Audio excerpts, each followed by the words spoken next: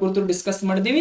ಇವತ್ತಿನ ಅವಧಿ ಏನಪ್ಪಾ ಅಂದ್ರ ಭಾರತ ಮತ್ತು ಚೀನಾ ನಡುವಿನ ಸಂಬಂಧಗಳೇನಪ್ಪಾ ಅಂದ್ರ ಕುರಿತು ಡಿಸ್ಕಸ್ ಅನ್ನು ಮಾಡೋಣ. ನೋಡ್ರಿ, ಭಾರತದ ನೆರೆಯ ರಾಷ್ಟ್ರಗಳಲ್ಲಿ ಚೀನಾ ಪ್ರಮುಖವಾದಿದ್ದು.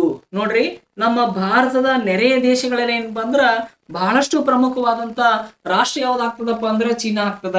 ಯಾಕೆ ನಮಗ ಚೀನಾ ಪ್ರಮುಖ ಆಗ್ತದ, ಅದು ಇಂಪಾರ್ಟೆಂಟ್ ಆಗ್ತದ. ನೋಡ್ರಿ, ಯಾಕೆ ಪ್ರಮುಖ ಆಗ್ತದಪ್ಪ ಅಂದ್ರ ಏಕೆಂದರೆ ಭಾರತ ಮತ್ತು ಚೀನಾದ ನಡುವಿನ ಗಡಿ ರೇಖೆ ಸುದೀರ್ಘವಾಗಿದೆ. ನೋಡ್ರಿ, ಬಾಂಗ್ಲಾದೇಶವನ್ನು ಬಿಟ್ಟರೆ ಭಾರತದೊಂದಿಗೆ ಅತಿ ಹೆಚ್ಚು ಗಡಿಯ ಉದ್ದವನ್ನು ಹೊಂದಿರುವಂತ ದೇಶ ಯಾವ್ದಾಗ್ತದಪ್ಪ ಅಂದ್ರ ಚೀನಾ ಆಗ್ತದ್ರಿ. ಯಾವ್ದಾಗ್ತದ? ಚೀನಾ ಆಗ್ತದ. ಹಾಗಾಗಿ ಭಾರತ ಮತ್ತು ಚೀನಾದ ನಡುವಿನ ಗಡಿ ರೇಖೆ ಏನಾಗ್ಯದಪ್ಪ ಅಂದ್ರ ಸುದೀರ್ಘವಾಗ್ಯದ. ನೋಡಿ, ಇಲ್ಲಿ ಏನ್ ಪ್ರಶ್ನೆ ಕೇಳಬಹುದು, ಭಾರತದೊಂದಿಗೆ ಅತಿ ಹೆಚ್ಚು ಗಡಿಯನ್ನು ಅಂದ್ರೆ ಅತಿ ಹೆಚ್ಚು ಉದ್ದವಾದ ಗಡಿಯನ್ನು ಹೊಂದಿರುವ ಎರಡನೇ ದೇಶ ಯಾವ್ದಂತ ನಮ್ಮ ಪ್ರಶ್ನೆ ಕೇಳಬಹುದ್ರಿ. ಎರಡನೇ ದೇಶ ಯಾವ್ದು ಬರ್ತದ? ಚೀನಾ ಬರ್ತದ. ನೆಕ್ಸ್ಟ್ ನೋಡ್ರಿ, ಇಲ್ಲಿ ಇಂಪಾರ್ಟೆಂಟ್ ಅದ. ನಾವು ಚೀನಾಕ್ಕೆ ಎಷ್ಟೊಂದು ಉಪಕಾರ ಮಾಡಿದೀವಿ, ಆದ್ರೆ ಚೀನಾ ನಮಗೆ ಏನ್ ಮಾಡಿದಪ್ಪ ಅಂದ್ರ ಅಪಕಾರ ಮಾಡ್ತಾ ಬಂತ ಯಾವಾಗಲೂ. ನೋಡ್ರಿ, ಭಾರತವು ಚೀನಾಕ್ಕೆ ವಿಶ್ವಸಂಸ್ಥೆಯಲ್ಲಿ ಸ್ಥಾನ ದೊರಕಿಸಿಕೊಡಲು ಯತ್ನಿಸಿತು. ಭಾರತವು ಆರಂಭದಿಂದಲೂ ಚೀನಾದೊಡನೆ ಶಾಂತಿಯುತ ಸಂಬಂಧವನ್ನು ಅಪೇಕ್ಷಿಸಿದೆ. ನೋಡ್ರಿ, ಭಾರತ ಏನಾಗಿದಪ್ಪ ಅಂದ್ರ ಚೀನಾಕ್ಕೆ ವಿಶ್ವಸಂಸ್ಥೆಯಲ್ಲಿ ಏನಾಗಿದಪ್ಪ ಅಂದ್ರ ಭದ್ರತಾ ಮಂಡಳಿ ಏನಪ್ಪಾ ಅಂದ್ರ ಸ್ಥಾನವನ್ನು ಕಲ್ಪಿಸಿಕೊಡಕ್ಕೆ ಏನಪ್ಪಾ ಅಂದ್ರ ಸಾಕಷ್ಟು ಪ್ರಯತ್ನವನ್ನು ಮಾಡಿತು. ನಮಗ್ ಬಂದ ಅವಕಾಶವನ್ನು ನಾವ್ ಏನ್ ಮಾಡಿದವಪ್ಪ ಅಂದ್ರೆ ಚೀನಾಕ್ ಬಿಟ್ಟು ಕೊಟ್ಟಿವಿರಿ. ಆದ್ರ ಇವತ್ತು ನಾವು ಭದ್ರತಾ ಮಂಡಳಿಯಲ್ಲಿ ಏನಪ್ಪಾ ಅಂದ್ರ ಕಾಯಂ ಸ್ಥಾನಮಾನವನ್ನು ಪಡಿಬೇಕಂತ ಎಷ್ಟೇ ಪ್ರಯತ್ನ ಪಟ್ಟರು ಸಹ ಚೀನಾ ಏನ್ ಮಾಡದಪ್ಪ ಅಂದ್ರ ಪಾಕಿಸ್ತಾನದ ಮಾತನ್ನ ಕೇಳಿ ಹಡ್ಗಲ್ಲನ್ನ ಏನಪ್ಪಾ ಅಂದ್ರ ಹಾಕ್ತದ್ರಿ. ನೀವೆಲ್ಲರೂ ಈ ಕರೆಂಟ್ ಅಫೇರ್ಸ್ ಓದ್ತಿರ್ತೀರಿ. ಕುತಂತ್ರಿ ಚೀನಾ ಆದ್ರಿ ಅದು. ನಾವು ಅದಕ್ಕೆ ಎಷ್ಟು ಉಪಕಾರ ಮಾಡಿದ್ವಿ, ಅವಾಗ ನಾವು ಏನಾದ್ರೂ ಉಪಕಾರ ಮಾಡ್ಲಿಲ್ಲಪ್ಪ ಅಂದ್ರ ಇವತ್ತು ಚೀನಾ ಭದ್ರತಾ ಮಂಡಳಿ ಒಳಗಿರ್ತಿರ್ಲಿಲ್ಲ. ಇನ್ನೊಂದು, ಚೀನಾದ ಕಮ್ಯುನಿಸ್ಟ್ ರಾಷ್ಟ್ರ ಅಂತ ಗುರುತಿಸಿದ ಮೊದಲ ದೇಶ ಯಾವ್ದಪ್ಪ ಅಂದ್ರ ಭಾರತ ಬರ್ತದ್ರಿ. ಇವತ್ತು ನಮಗೆ ಏನ್ ಹಾಕುಂತದಪ್ಪ ಅಂದ್ರ ಪಾಕಿಸ್ತಾನ ಮತ್ತು ಚೀನಾ ಏನಪ್ಪಾ ಅಂದ್ರ ಮಗ್ಗಳದ ಮುಳ್ಳಗಳಾಗಿ ಏನಪ್ಪಾ ಅಂದ್ರ ಚುಚ್ಚಾಕುಂತವ್ರಿ ಅವು. ಆದ್ರೂ ನಾವೇನ್ ಅದಕ್ಕೆ ಏನಪ್ಪಾ ಅಂದ್ರ ಅಂಜಿಲ್ಲ. ಅವ್ರಿಗೇನು ವ್ಯವಸ್ಥೆ ಮಾಡ್ಬೇಕು, ಏನು ತಕ್ಕ ಶಾಸ್ತಿ ಮಾಡ್ಬೇಕು, ಅದನ್ನೆಲ್ಲ ಏನಪ್ಪಾ ಅಂದ್ರ ನಮ್ಮ ಭಾರತೀಯ ಸೈನ್ಯ ಏನಪ್ಪಾ ಅಂದ್ರ ವ್ಯವಸ್ಥಿತವಾಗಿ ಏನಪ್ಪಾ ಅಂದ್ರ ಮಾಡ್ತದ್ರಿ. ನೋಡ್ರಿ, ಚೀನಾ ಮತ್ತು ಭಾರತದ ನಡುವಿನ ಸಂಘರ್ಷಕ್ಕೆ ಟಿಬೆಟ್ ಮತ್ತು ಅರುಣಾಚಲ ಪ್ರದೇಶಕ್ಕೆ ಸಂಬಂಧಿಸಿದ ವಿಚಾರಗಳು ಮುಖ್ಯ ಕಾರಣವಾಗಿವೆ. ಇಲ್ಲಿ ಕೇಳ್ತಾರ, ಪ್ರಶ್ನೆ ಕೇಳ್ತಾನ್ರಿ, ಏನಂತ ಕೇಳ್ಬಹುದು. ಚೀನಾ ಮತ್ತು ಭಾರತದ ನಡುವಿನ ಸಂಘರ್ಷಕ್ಕೆ ಮುಖ್ಯ ಕಾರಣಗಳು ಯಾವ್ಯಾವ ಅಂತ ಪ್ರಶ್ನೆ ಕೇಳ್ತಾನ. ಚೀನಾ ಮತ್ತು ಭಾರತದ ನಡುವಿನ ಸಂಘರ್ಷಕ್ಕೆ ಮುಖ್ಯವಾದ ಕಾರಣಗಳು ಯಾವ ಅಂತ ಕೇಳ್ತಾನ. ಅದಕ್ಕೆ ಮುಖ್ಯವಾದ ಕಾರಣ ಏನಪ್ಪಾ ಅಂದ್ರ ಒಂದು ಟಿಬೆಟ್ ಪ್ರದೇಶ ಬರ್ತದ, ಇನ್ನೊಂದು ಏನಪ್ಪಾ ಅಂದ್ರ ಅರುಣಾಚಲ ಪ್ರದೇಶ ಬರ್ತದ. ಚೀನಾ ಏನ್ ಮಾಡ್ತದಪ್ಪ ಅಂದ್ರ ಅರುಣಾಚಲ ಪ್ರದೇಶಕ್ಕೆ ಏನಪ್ಪಾ ಅಂದ್ರ ದಕ್ಷಿಣ ಟಿಬೆಟ್ ಅಂತ ಕರಿತದ್ರಿ. ಅದನ್ನ ಏನಂತ ಕರಿತದ್ರಿ? ದಕ್ಷಿಣ ಟಿಬೆಟ್ ಅಂತ ಕರೀತದ. ಚೀನಾ ದೇಶವು ಅರುಣಾಚಲ ಪ್ರದೇಶಕ್ಕೆ ಏನಂದು ಕರೆಯುತ್ತದ? ಏನಂತ ಕರೀತದ್ರಿ? ಅದು ದಕ್ಷಿಣ ಟಿಬೆಟ್ ಅಂತ ಕರೀತದ. ಇವತ್ತು ಚೀನಾ ಮತ್ತು ಭಾರತದ ನಡುವಿನ ಸಂಘರ್ಷಕ್ಕೆ ಮುಖ್ಯವಾದ ಕಾರಣ ಏನಾಗ್ತದಪ್ಪ ಅಂದ್ರ ಟಿಬೆಟ್ ಮತ್ತು ಅರುಣಾಚಲ ಪ್ರದೇಶ ಆಗ್ತದ. ಹಾಗಾದ್ರೆ ಭಾರತ ಮತ್ತು ಪಾಕಿಸ್ತಾನ ನಡುವಿನ ಸಮಸ್ಯೆಗೆ ಮುಖ್ಯವಾದ ಕಾರಣ ಯಾವದ್ರಿ?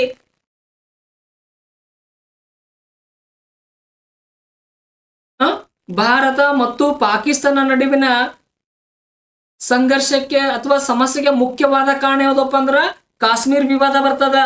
ಅದೇ ರೀತಿಯಾಗಿ ಚೀನಾ ಮತ್ತು ಭಾರತದ ನಡುವಿನ ಸಂಘರ್ಷಕ್ಕೆ ಮುಖ್ಯವಾದ ಕಾರಣಗಳು ಯಾವಾಗ್ತಪ್ಪ ಅಂದ್ರ ಒಂದು ಟಿಬೆಟ್, ಇನ್ನೊಂದು ಏನಪ್ಪಾ ಅಂದ್ರ ಅರುಣಾಚಲ ಪ್ರದೇಶಗಳು ಬರ್ತಾವ. ಯಾವ ಬರ್ತಾವ್ರಿ? ಟಿಬೆಟ್ ಮತ್ತು ಅರುಣಾಚಲ ಪ್ರದೇಶಗಳು ಬರ್ತಾವ. ಈ ಟಿಬೆಟ್ ಅನ್ನ ಈ ಸರಿ ಏನಂತ ಕರೀತಾರ? ಇದನ್ನ ಪ್ರಪಂಚದ ಮೇಲ್ಛಾವಣಿ ಅಂತ ಕರೀತಾರೆ. ಇದನ್ನ ಟಿಬೆಟ್ ಅನ್ನ ಏನಂತ ಕರೀತಾರೆ? ಪ್ರಪಂಚದ ಮೇಲ್ಛಾವಣಿ ಅಂತ ಕರೀತಾರೆ. ಇದನ್ನ ಇಂಪಾರ್ಟೆಂಟ್, ಸಾಕಷ್ಟು ಬಾರಿ ಏನ್ ಮಾಡ್ಯಾರಪ್ಪ ಅಂದ್ರ ಪರೀಕ್ಷೆ ಕೇಳಿದಾರ. ಪ್ರಪಂಚದ ಮೇಲ್ಛಾವಣಿ ಎಂದು ಯಾವ ಪ್ರದೇಶಕ್ಕೆ ಕರೆಯುತ್ತಾರ ಅಂತ ಪ್ರಶ್ನೆ ಕೇಳಿದಾರ. ಯಾವ ಪ್ರದೇಶ ಕರೀತಾರೆ? ಟಿಬೆಟ್ ಪ್ರದೇಶ ಕರೀತಾರ. ಅರುಣಾಚಲ ಪ್ರದೇಶವನ್ನು ಚೀನಾ ಏನೆಂದು ಕರೆಯುತ್ತದ? ದಕ್ಷಿಣ ಟಿಬೆಟ್ ಎಂದು ಕರೀತದ. ಇಂಪಾರ್ಟೆಂಟ್ ಆಗ್ತಾವ, ನೆನಪಿರ್ಲಿ. ನೆಕ್ಸ್ಟ್ ನೋಡ್ರಿ, 1965ರಲ್ಲಿ 1950ರಲ್ಲಿ ಚೀನಾವು ಟಿಬೆಟಿನಲ್ಲಿ ಕೈಗೊಂಡ ಸಶಸ್ತ್ರ ಕಾರ್ಯಾಚರಣೆಯಿಂದಾಗಿ ಭಾರತ ಬಹಳ ನಿರಾಶೆಗೊಂಡಿತು. ಟಿಬೆಟಿಯನ್ನರು ಸ್ವಾಯತ್ತತೆಯನ್ನು ದಮನ ಮಾಡಲು ಚೀನಾ ಪ್ರಯತ್ನಿಸಿದಾಗ ಭಾರತವು ಟಿಬೆಟಿಯನ್ನರಿಗೆ ತನ್ನ ಬೆಂಬಲವನ್ನು ನೀಡುವ ಮೂಲಕ ಮಾನವ ಹಕ್ಕುಗಳ ಪ್ರತಿಪಾದನೆಯನ್ನು ಮಾಡಿತು. ನೋಡ್ರಿ, ಚೀನಾ ಏನಪ್ಪಾ ಅಂದ್ರ ದಕ್ಷಿಣ ಚೀನಾ ಸಮುದ್ರದಲ್ಲಿರುವಂತ ಟಿಬೆಟ್ ಏನಪ್ಪಾ ಅಂದ್ರ ನನಗೆ ಸಂಬಂಧಪಟ್ಟಿದ್ದು ಅಂತ ಹೇಳ್ತದ.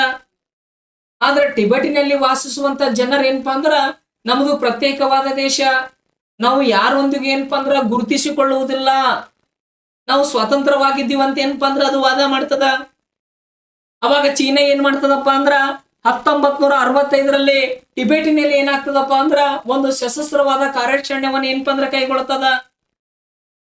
ಯಾವಾಗ ಟಿಬೆಟಿನ ಮೇಲೆ ಚೀನಾ ದೇಶವು ಏನಪ್ಪಾ ಅಂದ್ರ ಸಶಸ್ತ್ರ ಒಂದ ಕಾರ್ಯಾಚರಣೆ ಕೈಗೊಂಡಂತ ಸಂದರ್ಭದಲ್ಲಿ ಭಾರತಕ್ಕೆ ಏನಪ್ಪಾ ಅಂದ್ರ ಬಹಳಷ್ಟು ನಿರಾಶೆ ಆಗ್ತದ್ರಿ. ಅವಾಗ ಟಿಬೆಟಿಯನ್ನರ ಸ್ವಾಯತ್ತತೆಯನ್ನು ದಮನ ಮಾಡ್ತದ ಚೀನಾ ಅಂತ ಭಾರತ ಏನ್ ಮಾಡ್ತದಪ್ಪ ಅಂದ್ರ ಮಾನವ ಹಕ್ಕುಗಳ ಪ್ರತಿಪಾದನೆ ಏನ್ ಮಾಡ್ತದಪ್ಪ ಅಂದ್ರ ಮಂಡಿಸ್ತದ. ಏನಂತ ಮಂಡಿಸ್ತದ? ಚೀನಾ ಏನ್ ಮಾಡ್ತದಪ್ಪ ಅಂದ್ರ ಟಿಬೆಟಿನಲ್ಲಿ ಮಾನವ ಹಕ್ಕುಗಳನ್ನು ಉಲ್ಲಂಘನೆ ಮಾಡ್ತದ. ಟಿಬೆಟಿಯನ್ನರು ಸ್ವಾತಂತ್ರ್ಯರು, ಅವರ ಮೇಲೆ ಚೀನಾ ಏನ್ ಮಾಡಿದಪ್ಪ ಅಂದ್ರ ಸಶಸ್ತ್ರ ಕಾರ್ಯಾಚರಣೆ ಕೈಗೊಂಡದ ಅಂತ ಏನ್ ಮಾಡ್ತದಪ್ಪ ಅಂದ್ರ ಅಂತಾರಾಷ್ಟ್ರೀಯ ಮಟ್ಟದಲ್ಲಿ ಭಾರತ ಏನ್ ಮಾಡ್ತದಪ್ಪ ಅಂದ್ರ ಅದನ್ನ ಪ್ರತಿಪಾದನೆ ಮಾಡ್ತದ. ಅದ್ರ ಸಲುವಾಗಿ ಚೀನಾದ ಕಣ್ಣು ಏನಾಗ್ತವಪ್ಪ ಅಂದ್ರ ಕೆಂಪಾಗ್ತವ. ಯಾವ ರೀತಿ ಕೆಂಪಾಗ್ತಾವ ನೋಡ್ರಿ ಇಲ್ಲಿ. ಆದ್ರೆ ಚೀನಾ ಈ ಸಲಹೆಯನ್ನು ತಿರಸ್ಕರಿಸುವುದರ ಜೊತೆಗೆ ತನ್ನ ಆಂತರಿಕ ವ್ಯವಹಾರದಲ್ಲಿ ಭಾರತ ಹಸ್ತಕ್ಷೇಪ ಮಾಡುತ್ತದೆ ಎಂದು ಕಟುವಾಗಿ ಟೀಕಿಸಿತು.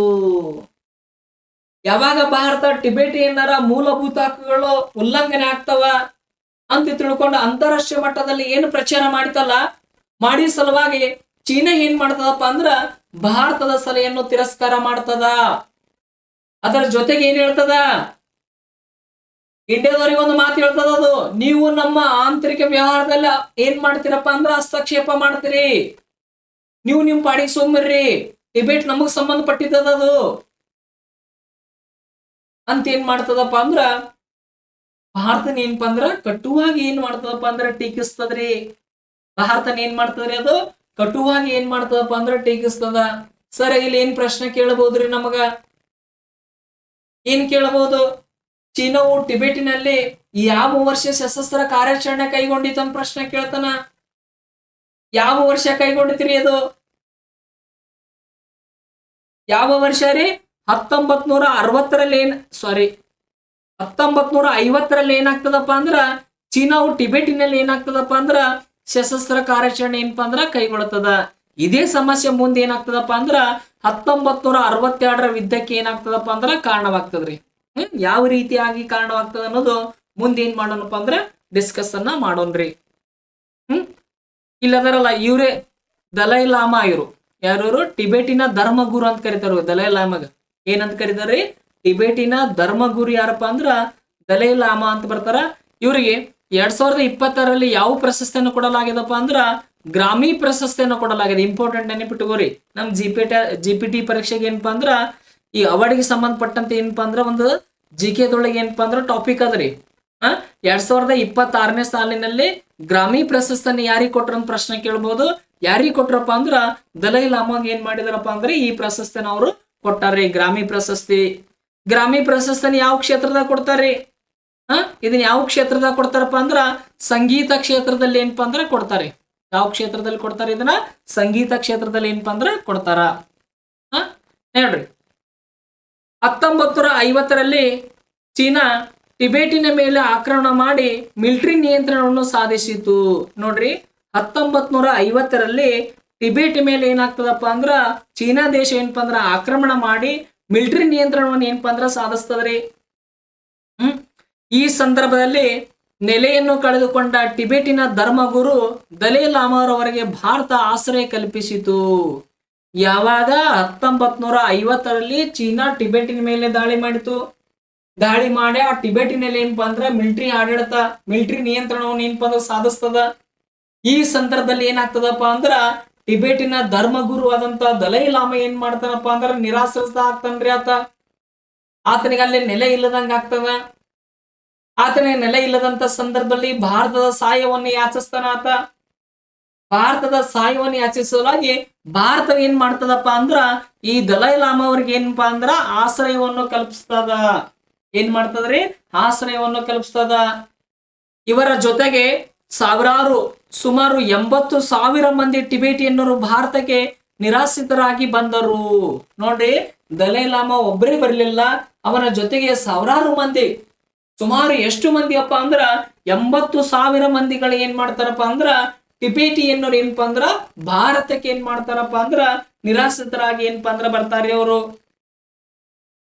ಅವ್ರು ಬಂದಿಂದ ಏನಾಗ್ತದ ನೋಡ್ರಿ, ಅಲ್ಲಿ ಭಾರತದ 10 ರಾಜ್ಯಗಳಲ್ಲಿ ಇವರಿಗೆ ಪುನರ್ವಸತಿ ಕಲ್ಪಿಸಲಾಯಿತು. ಏನು, ಈ 80,000 ಮಂದಿ ಏನು ಬಂದಿದ್ದಾರಲ್ಲ, ಆ 80,000 ಮಂದಿಗೆ ಏನಪ್ಪಾ ಅಂದ್ರ ಭಾರತದ 10 ರಾಜ್ಯಗಳಲ್ಲಿ, ಎಷ್ಟು ರಾಜ್ಯಗಳಲ್ರಿ? 10 ರಾಜ್ಯಗಳಲ್ಲಿ ಏನ್ ಮಾಡ್ತಾರಪ್ಪ ಅಂದ್ರ ಇವರಿಗೆ ಪುನರ್ವಸತಿ ಏನಪ್ಪಾ ಅಂದ್ರ ಕಲ್ಪಿಸಲಾಗ್ತದ್ರಿ.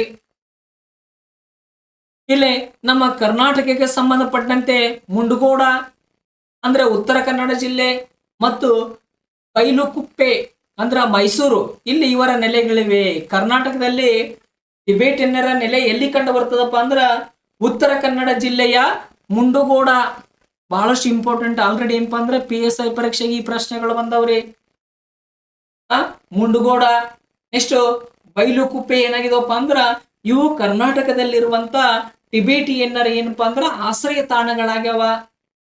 ಈ ಬೈಲುಕುಪ್ಪೆ ಏನಪ್ಪಾ ಅಂದ್ರ ಪದೇ ಪದೇ ಏನ್ ಮಾಡಿದನಪ್ಪ ಅಂದ್ರ ನಮ್ಮ ಪರೀಕ್ಷೆ ಕೇಳಿದನ್ರಿ ಇದನ್ನ. ಕರ್ನಾಟಕದ ಯಾವ ಸ್ಥಳದಲ್ಲಿ ಟಿಬೇಟಿಯನ್ನರಿಗೆ ಆಶ್ರಯವನ್ನು ಕಲ್ಪಿಸಲಾಯ್ತಂತ ಪ್ರಶ್ನೆ ಕೇಳಿದ ನಮಗ. ಎಲ್ಲಿ ಎಲ್ಲಿ ಕಲ್ಪಿಸಿದ್ರಿ?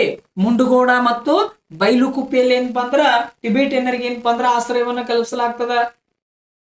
ಇದರಿಂದ ತೀವ್ರ ಅಸಮಾಧಾನಗೊಂಡ ಚೀನಾ ಭಾರತದ ಪೂರ್ವ ಗಡಿ ಭಾಗದ ಅನೇಕ ಪ್ರದೇಶಗಳನ್ನು ವಶಪಡಿಸಿಕೊಳ್ಳುವ ಪ್ರಯತ್ನ ನಡೆಸಿತು. ಇದನ್ನು ಭಾರತ ವಿರೋಧಿಸಿತು. ಯಾವಾಗ ಟಿಬೇಟಿಯನ್ನರು ಭಾರತಕ್ಕೆ ಬಂದ್ರು, ಭಾರತಕ್ಕೆ ಬಂದಂತ ಸಂದರ್ಭದಲ್ಲಿ ಅವರಿಗೆ 10 ರಾಜ್ಯಗಳಲ್ಲಿ ಏನಪ್ಪಾ ಅಂದ್ರ ಅಂದಿನ ಪ್ರಧಾನಮಂತ್ರಿ ಆದಂತ ಜವಾಹರ್ಲಾಲ್ ನೆಹರು ಅವ್ರು ಏನಪ್ಪಾ ಅಂದ್ರ ಆಶ್ರಯ ಕಲ್ಪಿಸಿ ಕೊಡ್ತಾರ. ಯಾಕೆ ಅವ್ರಿಗೆ ಆಶ್ರಯ ಕಲ್ಪಿಸಿ ಕೊಟ್ಟವ ಜವಾಹರ್ಲಾಲ್ ನೆಹರು? ಯಾಕಪ್ಪ ಅಂದ್ರ ಜವಾಹರ್ಲಾಲ್ ನೆಹರು ಸಹ ಏನಪ್ಪಾ ಅಂದ್ರ ಒಬ್ಬ ಕಮ್ಯುನಿಸ್ಟ್ ವಾದಿ ಆಗಿದ್ದಾತ.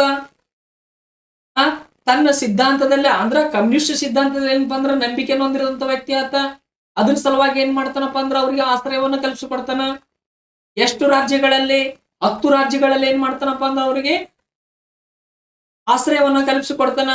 ಮುಂದೆ ಏನಾಗ್ತದಪ್ಪ ಅಂದ್ರ ಯಾವಾಗ ಟಿಬೇಟಿಯನ್ನರಿಗೆ ಆಶ್ರಯವನ್ನು ಭಾರತ ಕಲ್ಪಿಸಿತೋ, ಇದರಿಂದ ಅಸಮಾಧಾನಗೊಂಡು ಏನ್ ಮಾಡಿದ್ರಪ್ಪ ಅಂದ್ರ ಭಾರತದ ಪೂರ್ವ ಗಡಿ ಭಾಗದ ಅನೇಕ ಪ್ರದೇಶಗಳನ್ನ ಏನ್ ಮಾಡಿದ್ರಪ್ಪ ಅಂದ್ರ ಅವರು ವಶಪಡಿಸಿಕೊಳ್ಳುವ ಪ್ರಯತ್ನ ನಡೆಸಿದ್ರು. ಆದ್ರೂ ಏನಾಗಿತ್ತಪ್ಪ ಅಂದ್ರ ಭಾರತ ವಿರೋಧಿಸಿತು. ಸರ್, ಇಲ್ಲಿ ನಮಗೆ ಏನ್ ಪ್ರಶ್ನೆ ಕೇಳನ್ರಿ? ಏನ್ ಪ್ರಶ್ನೆ ಕೇಳನ್ ಅಂದ್ರ ಬಹಳ ಲಾಜಿಕ್ ಕ್ವಶನ್ ಕೇಳನ್ರಿ. ಇಲ್ಲಿ ಬಹಳಷ್ಟು ಏನಪ್ಪಾ ಅಂದ್ರ ಒಂದು ಲಾಜಿಕ್ ಕ್ವಶನ್ ಆಗ್ತದ. ಇಲ್ಲಿ ಏನ್ ಕ್ವಶನ್ ಕೇಳ್ತಾನಪ್ಪ ಅಂದ್ರ 1962ರಲ್ಲಿ ಭಾರತದ ಮೇಲೆ ಚೀನಾ ಯುದ್ಧ ಮಾಡಲು ಕಾರಣವೇನಂತ ಕೇಳಿದನ್ರಿ. ಕಾರಣ ಏನಪ್ಪಾ ಅಂದ್ರ ಟಿಬೇಟಿನ ಧರ್ಮಗುರು ಮತ್ತು ಟಿಬೇಟಿಯನ್ನರಿಗೆ ಭಾರತದಲ್ಲಿ ಆಶ್ರಯ ಕಲ್ಪಿಸಿದ ಸಲುವಾಗಿ ಏನಾಗ್ತದಪ್ಪ ಅಂದ್ರ 1962ರಲ್ಲಿ ಏನಾಗ್ತದಪ್ಪ ಅಂದ್ರೆ ಚೀನಾ ಭಾರತದ ಮೇಲೆ ಏನಾಗ್ತದಪ್ಪ ಅಂದ್ರೆ ಯುದ್ಧವನ್ನು ಮಾಡ್ತದ್ರಿ. ಇಂಪಾರ್ಟೆಂಟ್ ಆಗ್ತದ. ಇಲ್ಲಿ ನಮಗೆ ಏನ್ ಪ್ರಶ್ನೆ ಕೇಳಬಹುದು ನೋಡ್ರಿ.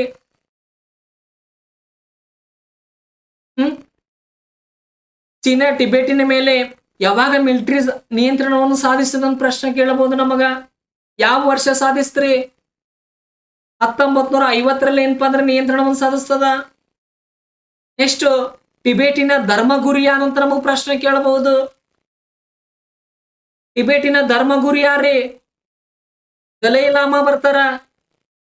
ದಲೈ ಲಾಮಾ ಅವರಿಗೆ 2026ರಲ್ಲಿ ಯಾವ ಪ್ರಶಸ್ತಿಯನ್ನು ಕೊಡಲಾಯಿತು? ಗ್ರಾಮಿ ಪ್ರಶಸ್ತಿಯನ್ನು ಏನಪ್ಪಾ ಅಂದ್ರೆ ಕೊಡಲಾಗ್ತದ ಅವರಿಗೆ.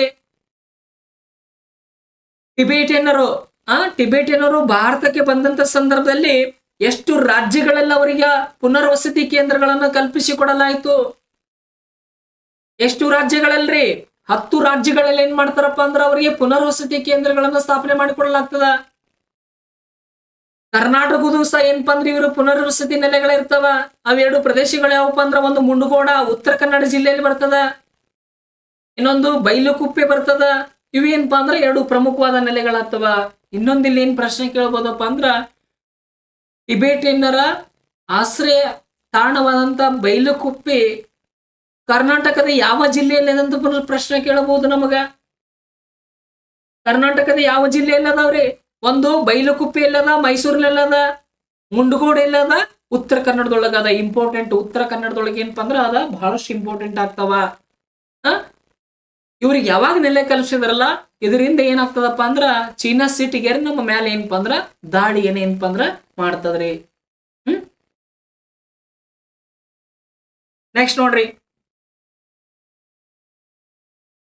ಚೀನಿ ಪ್ರಧಾನಿ ಚೌವನ್ ಲಾ ಭಾರತಕ್ಕೆ ಭೇಟಿ ನೀಡಿದ ಸಂದರ್ಭದಲ್ಲಿ ಭಾರತದ ಪ್ರಧಾನಿ ನೆಹರೂವರ ಜೊತೆ 1954ರಲ್ಲಿ ಪಂಚಶೀಲ ಸೂತ್ರಕ್ಕೆ ಸಹಿ ಹಾಕಲಾಯಿತು. ಇದು ಮೋಸ್ಟ್ ಇಂಪಾರ್ಟೆಂಟ್. ನಾವು MCQs ಒಳಗ HSR ಪರೀಕ್ಷೆಗೆ ಪ್ರಶ್ನೆಗಳು ಬಂದಿದ್ದವ, GPT ಪರೀಕ್ಷೆಗೆ ಪ್ರಶ್ನೆಗಳು ಬಂದಿದ್ದವ. ಇದ್ರ ಮೇಲೆ ಏನ್ ಪ್ರಶ್ನೆ ಕೇಳ್ತಾನ್ರಿ ಇಲ್ಲಿ? ಪಂಚಶೀಲ ಒಪ್ಪಂದಕ್ಕೆ ಸಹಿ ಹಾಕಿದ ರಾಷ್ಟ್ರಗಳು ಯಾವ್ಯಾವ ಒಂದು ಪ್ರಶ್ನೆ ಕೇಳ್ತಾನ್ರಿ ಇಲ್ಲಿ ನಮಗ. ಪಂಚಶೀಲ ಒಪ್ಪಂದಕ್ಕೆ ಸಹಿಯನ್ನು ಹಾಕಿದಂತ ದೇಶಗಳು ಯಾವ್ಯಾವ ಒಂದು ಪ್ರಶ್ನೆ ಕೇಳ್ತಾನ್ರಿ. ಯಾವ್ಯಾವ ದೇಶಗಳಪ್ಪ ಅಂದ್ರ ಚೀನಾ ಮತ್ತು ಭಾರತ ಏನಪ್ಪಾ ಅಂದ್ರ ಪಂಚಶೀಲ ಒಪ್ಪಂದಕ್ಕೆ ಏನಪ್ಪಾ ಅಂದ್ರ ಸಹಿ ಹಾಕ್ತಾವ. ಯಾವ ವರ್ಷ ಸಹಿ ಹಾಕ್ತಾವ್ರಿ? ಯಾವ ವರ್ಷ ಸಹಿ ಹಾಕ್ತಾವಪ್ಪ ಅಂದ್ರ 1964 ಏಪ್ರಿಲ್ 29ರಂದು ಏನಪ್ಪಾ ಅಂದ್ರ ಈ ಪಂಚಶೀಲ ಒಪ್ಪಂದಕ್ಕೆ ಏನಪ್ಪಾ ಅಂದ್ರ ಸಹಿ ಹಾಕ್ಲಾಗ್ತದ್ರಿ.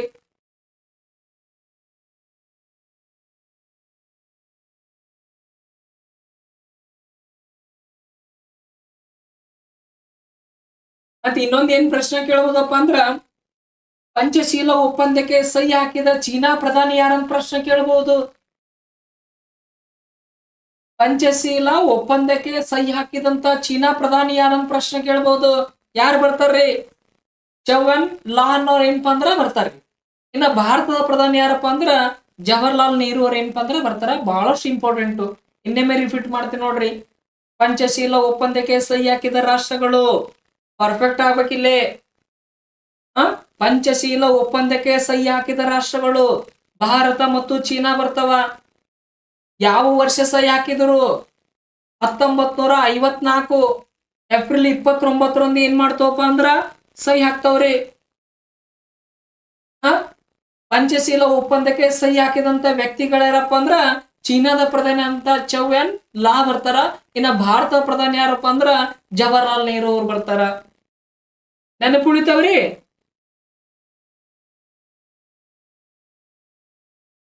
ಚೌವ್ಯಾನ್ ಲಾ ಅನ್ನೋರ್ ಏನಪ್ಪಾ ಅಂದ್ರ ಬರ್ತಾರ. ಇಂಪಾರ್ಟೆಂಟ್. MCQ ಏನಪ್ಪಾ ಅಂದ್ರ ಫಿಕ್ಸ್ ಕ್ವಶನ್ ಬರ್ತಾವ್ರಿ ಇಲ್ಲಿ. ನೋಡ್ರಿ, ನೆಕ್ಸ್ಟ್ ಚೀನಾದ ಪಠ್ಯ ಪುಸ್ತಕಗಳಲ್ಲಿ ಭಾರತದ ಕೆಲವು ಭಾಗಗಳು ತನ್ನದೆಂದು ತೋರಿಸಿದ್ದ ಭೂಪಟಗಳನ್ನು ತಿದ್ದುಪಡಿ ಮಾಡಬೇಕೆಂಬ ಬೇಡಿಕೆಯನ್ನು ಭಾರತ ಮುಂದಿಟ್ಟಿತು.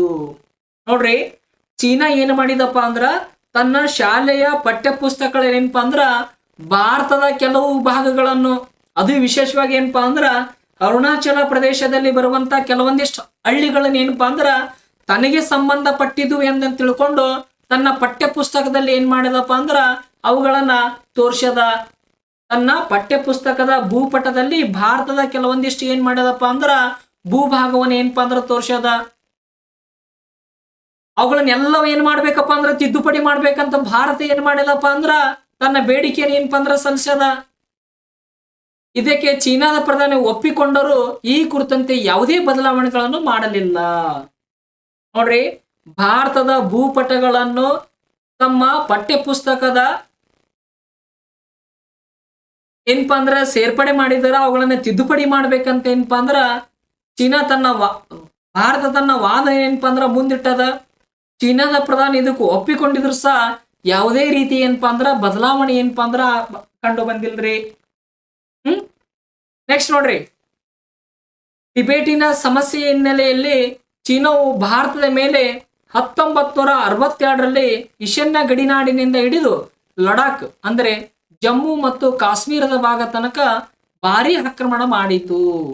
ನೋಡ್ರಿ, ಟಿಬೆಟಿನ ಸಮಸ್ಯೆಯ ಹಿನ್ನೆಲೆಯಲ್ಲಿ ಚೀನಾವು ಏನಪ್ಪಾ ಅಂದ್ರ ಭಾರತದ ಮೇಲೆ 1962ರಲ್ಲಿ ಏನಾಗ್ತದಪ್ಪ ಅಂದ್ರ ಏಕಾಏಕಿ ಭಾರತದ ಈಶಾನ್ಯ ಗಡಿ ನಾಡಿನಿಂದ ಏನಾಗ್ತದಪ್ಪ ಅಂದ್ರ ನಮ್ಮ ಮೇಲೆ ಯುದ್ಧವನ್ನು ಏನಪ್ಪಾ ಅಂದ್ರ ಸಾರ್ತದ್ರಿ. ಏನ್ ಮಾಡ್ತದ್ರಿ, ನಮ್ಮ ಮೇಲೆ ಏನಾಗ್ತದಪ್ಪ ಅಂದ್ರ ಯುದ್ಧವನ್ನ ಸಾರ್ತದ. ಎಲ್ಲೆಲ್ಲಿ ಯುದ್ಧವನ್ನ ಸಾರ್ತದ, ಲಡಾಖ್ ಅಂದ್ರೆ ಜಮ್ಮು ಕಾಶ್ಮೀರದ ಭಾಗ ತನಕ ಏನಪ್ಪಾ ಅಂದ್ರ ಭಾರಿ ಆಕ್ರಮಣ ಏನಪ್ಪಾ ಅಂದ್ರ ಮಾಡ್ತದ್ರಿ ಅದು.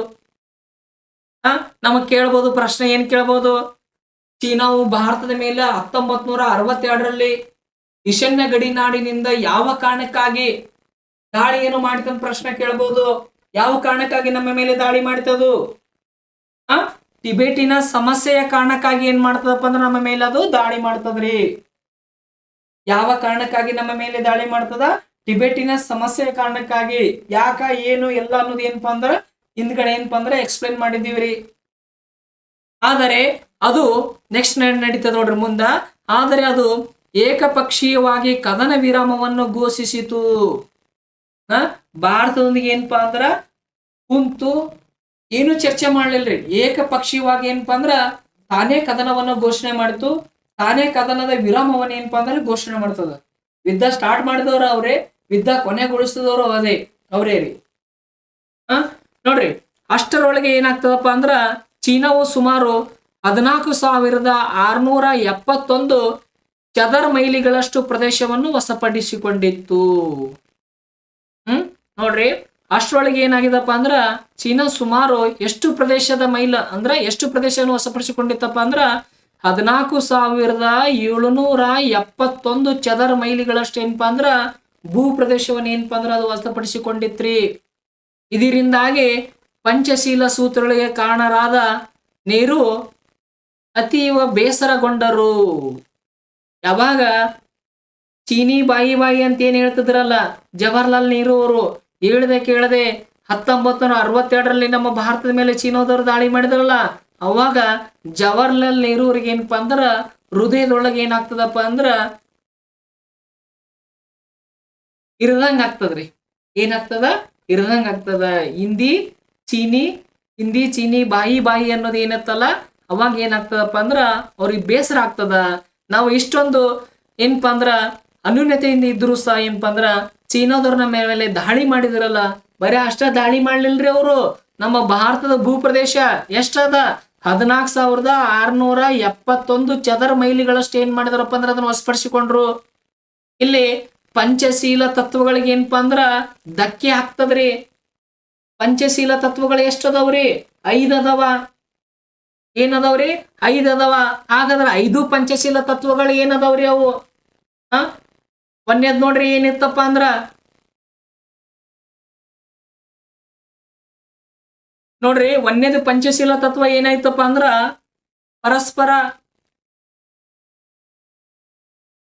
ಪರಸ್ಪರ ಪ್ರಾದೇಶಿಕ. ಬಹಳಷ್ಟು ಇಂಪಾರ್ಟೆಂಟ್. ರೈಟಿಂಗ್ ಒಳಗೆ ಏನ್ ಮಾಡ್ಬೋದಪ್ಪ ಅಂದ್ರೆ ಇದನ್ನ ಕೇಳ್ಬೋದು. ಪಂಚಶೀಲ ತತ್ವಗಳು ಏನಪ್ಪಾ ಅಂದ್ರ ಕುರಿತು ಬರಿ ಅಂತ ಏನಪ್ಪಾ ಅಂದ್ರ ಪ್ರಶ್ನೆಗಳನ್ನ ನಮಗೆ ಏನಪ್ಪಾ ಅಂದ್ರ ಕೇಳ್ಬೋದು. ಇಂಪಾರ್ಟೆಂಟ್ ಆಗ್ತದ. ಮುಂದೆ 9th ಬುಕ್ದಾಗ ಬರ್ತದ. ಅಲ್ಲಿ ಏನಪ್ಪಾ ಅಂದ್ರ ಚಂದ ಎಕ್ಸ್ಪ್ಲೈನ್ ಮಾಡಿದಾರ, ಅಲ್ಲಿ ಡಿಸ್ಕಸ್ ಮಾಡೋಣ. ಆದ್ರೆ ಇಲ್ಲಿ ಏನಪ್ಪಾ ಅಂದ್ರ ಒಂದು ಐಡಿಯಾ ಇರ್ಲ್ರಿ. ನೋಡ್ರಿ, ಪರಸ್ಪರ ಪ್ರಾದೇಶಿಕ ಸಮಗ್ರತೆಯನ್ನು ಕಾಪಾಡುವುದು. ನೋಡ್ರಿ, ಪರಸ್ಪರ ಪ್ರಾದೇಶಿಕ ಸಮಗ್ರತೆ ಏನಪ್ಪಾ ಅಂದ್ರ ಕಾಪಾಡುವುದು. ಇನ್ನ ಎರಡನೇದು ಯಾವುದು ಬರ್ತದಪ್ಪ ಅಂದ್ರ ಪರಸ್ಪರ ಆಕ್ರಮಣ ಮಾಡದಿರುವುದು.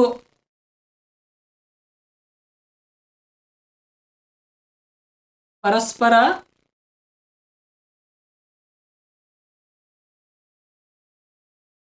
ಆಕ್ರಮಣ ಮಾಡದಿರುವುದು. ನಮ್ಮ ಮೇಲೆ ಅವ್ರು ದಾಳಿ ಮಾಡುವಂಗಿಲ್ಲ, ಅವ್ರ ಮೇಲೆ ಏನಪ್ಪಾ ಅಂದ್ರ ನಾವು ದಾಳಿ ಮಾಡಂಗಿಲ್ಲ ಅಂತ ಏನಪ್ಪಾ ಅಂದ್ರ ಪಂಚಶೀಲ ಪಂಚಶೀಲ ತತ್ವಗಳಲ್ಲಿ ಏನಪ್ಪಾ ಅಂದ್ರ ಒಪ್ಪಂದವನ್ನು ಮಾಡ್ಬಿಡ್ತಾರ. ಆದ್ರ 1962ರೊಳಗೆ ಏನ್ ಮಾಡ್ಬಿಡ್ತಾರಪ್ಪ ಅಂದ್ರ ಅವ್ರೇ ನಮ್ಮ ಮೇಲೆ ಏನಪ್ಪಾ ಅಂದ್ರ ದಾಳಿಯನ್ನ ಏನಪ್ಪಾ ಅಂದ್ರ ಮಾಡ್ತಾರ. ನೆಕ್ಸ್ಟ್ 3ನೇ ನೋಡ್ರಿ, ಆಂತರಿಕ ವ್ಯವಹಾರಗಳಲ್ಲಿ ಹಸ್ತಕ್ಷೇಪ ಮಾಡುವಂತಿಲ್ಲ. ಅಂದ್ರ ಸಾರ್ವಭೌಮ ಅಥವಾ ಸಮಗ್ರತೆಯಿಂದ ಕೂಡಿರುವಂತ ದೇಶದಲ್ಲಿ ಏನಪ್ಪಾ ಅಂದ್ರ ಆಂತರಿಕ ವ್ಯವಹಾರಗಳಲ್ಲಿ ಏನ್ ಮಾಡಂಗಿಲ್ಲಪ್ಪ ಅಂದ್ರ ಹಸ್ತಕ್ಷೇಪ ಮಾಡುವಂತಿಲ್ಲ. ಏನ್ ಮಾಡಂಗಿಲ್ರಿ? ಹಸ್ತಕ್ಷೇಪ ಮಾಡುವಂತಿಲ್ಲ. ಇನ್ನ ನಾಲ್ಕನೇದು ಏನಪ್ಪಾ ಅಂದ್ರ ಸಮಾನತೆ ಮತ್ತು ಪರಸ್ಪರ ಲಾಭ. ಸಮಾನತೆ ಇಬ್ಬರಲ್ಲಿ ಏನಪ್ಪಾ ಅಂದ್ರ ಸಮಾನತೆ ಇರಬೇಕು. ನೆಕ್ಸ್ಟ್ ಏನಪ್ಪಾ ಅಂದ್ರ ಸಮಾನ ಲಾಭ. ಏನ್ರಿ ಸಮಾನ ಲಾಭ ಅಥವಾ ಪರಸ್ಪರ ಲಾಭ ಅಂತ ಏನಪ್ಪಾ ಅಂದ್ರೆ ನೆನಪಿಟ್ಕೋರಿ. ಇನ್ನ ಐದನೇದು ಏನಪ್ಪಾ ಅಂದ್ರ ಶಾಂತಿಯುತ ಸಬಾಳ್ವೆ ಅಂತ ಬರ್ತದ. ಏನ್ ಬರ್ತದ? ಸಬಾಳ್ವೆ. ಇಷ್ಟೆಲ್ಲ ಏನಾಗಿರ್ತದಪ್ಪ ಅಂದ್ರ 5 ತತ್ವಗಳನ್ನ ಇಟ್ಕೊಂಡು ಏನ್ ಮಾಡಿರ್ತಾರಪ್ಪ ಅಂದ್ರ 1954 ಏಪ್ರಿಲ್ 29 ಏನಪ್ಪಾ ಅಂದ್ರ ಭಾರತ ಮತ್ತು ಚೀನಾದ ಮಧ್ಯೆ ಏನಾಗ್ತದಪ್ಪ ಅಂದ್ರ ಪಂಚಶೀಲ ತತ್ವ ಏನಪ್ಪಾ ಅಂದ್ರ ಒಪ್ಪಂದ ಆಗ್ತದ.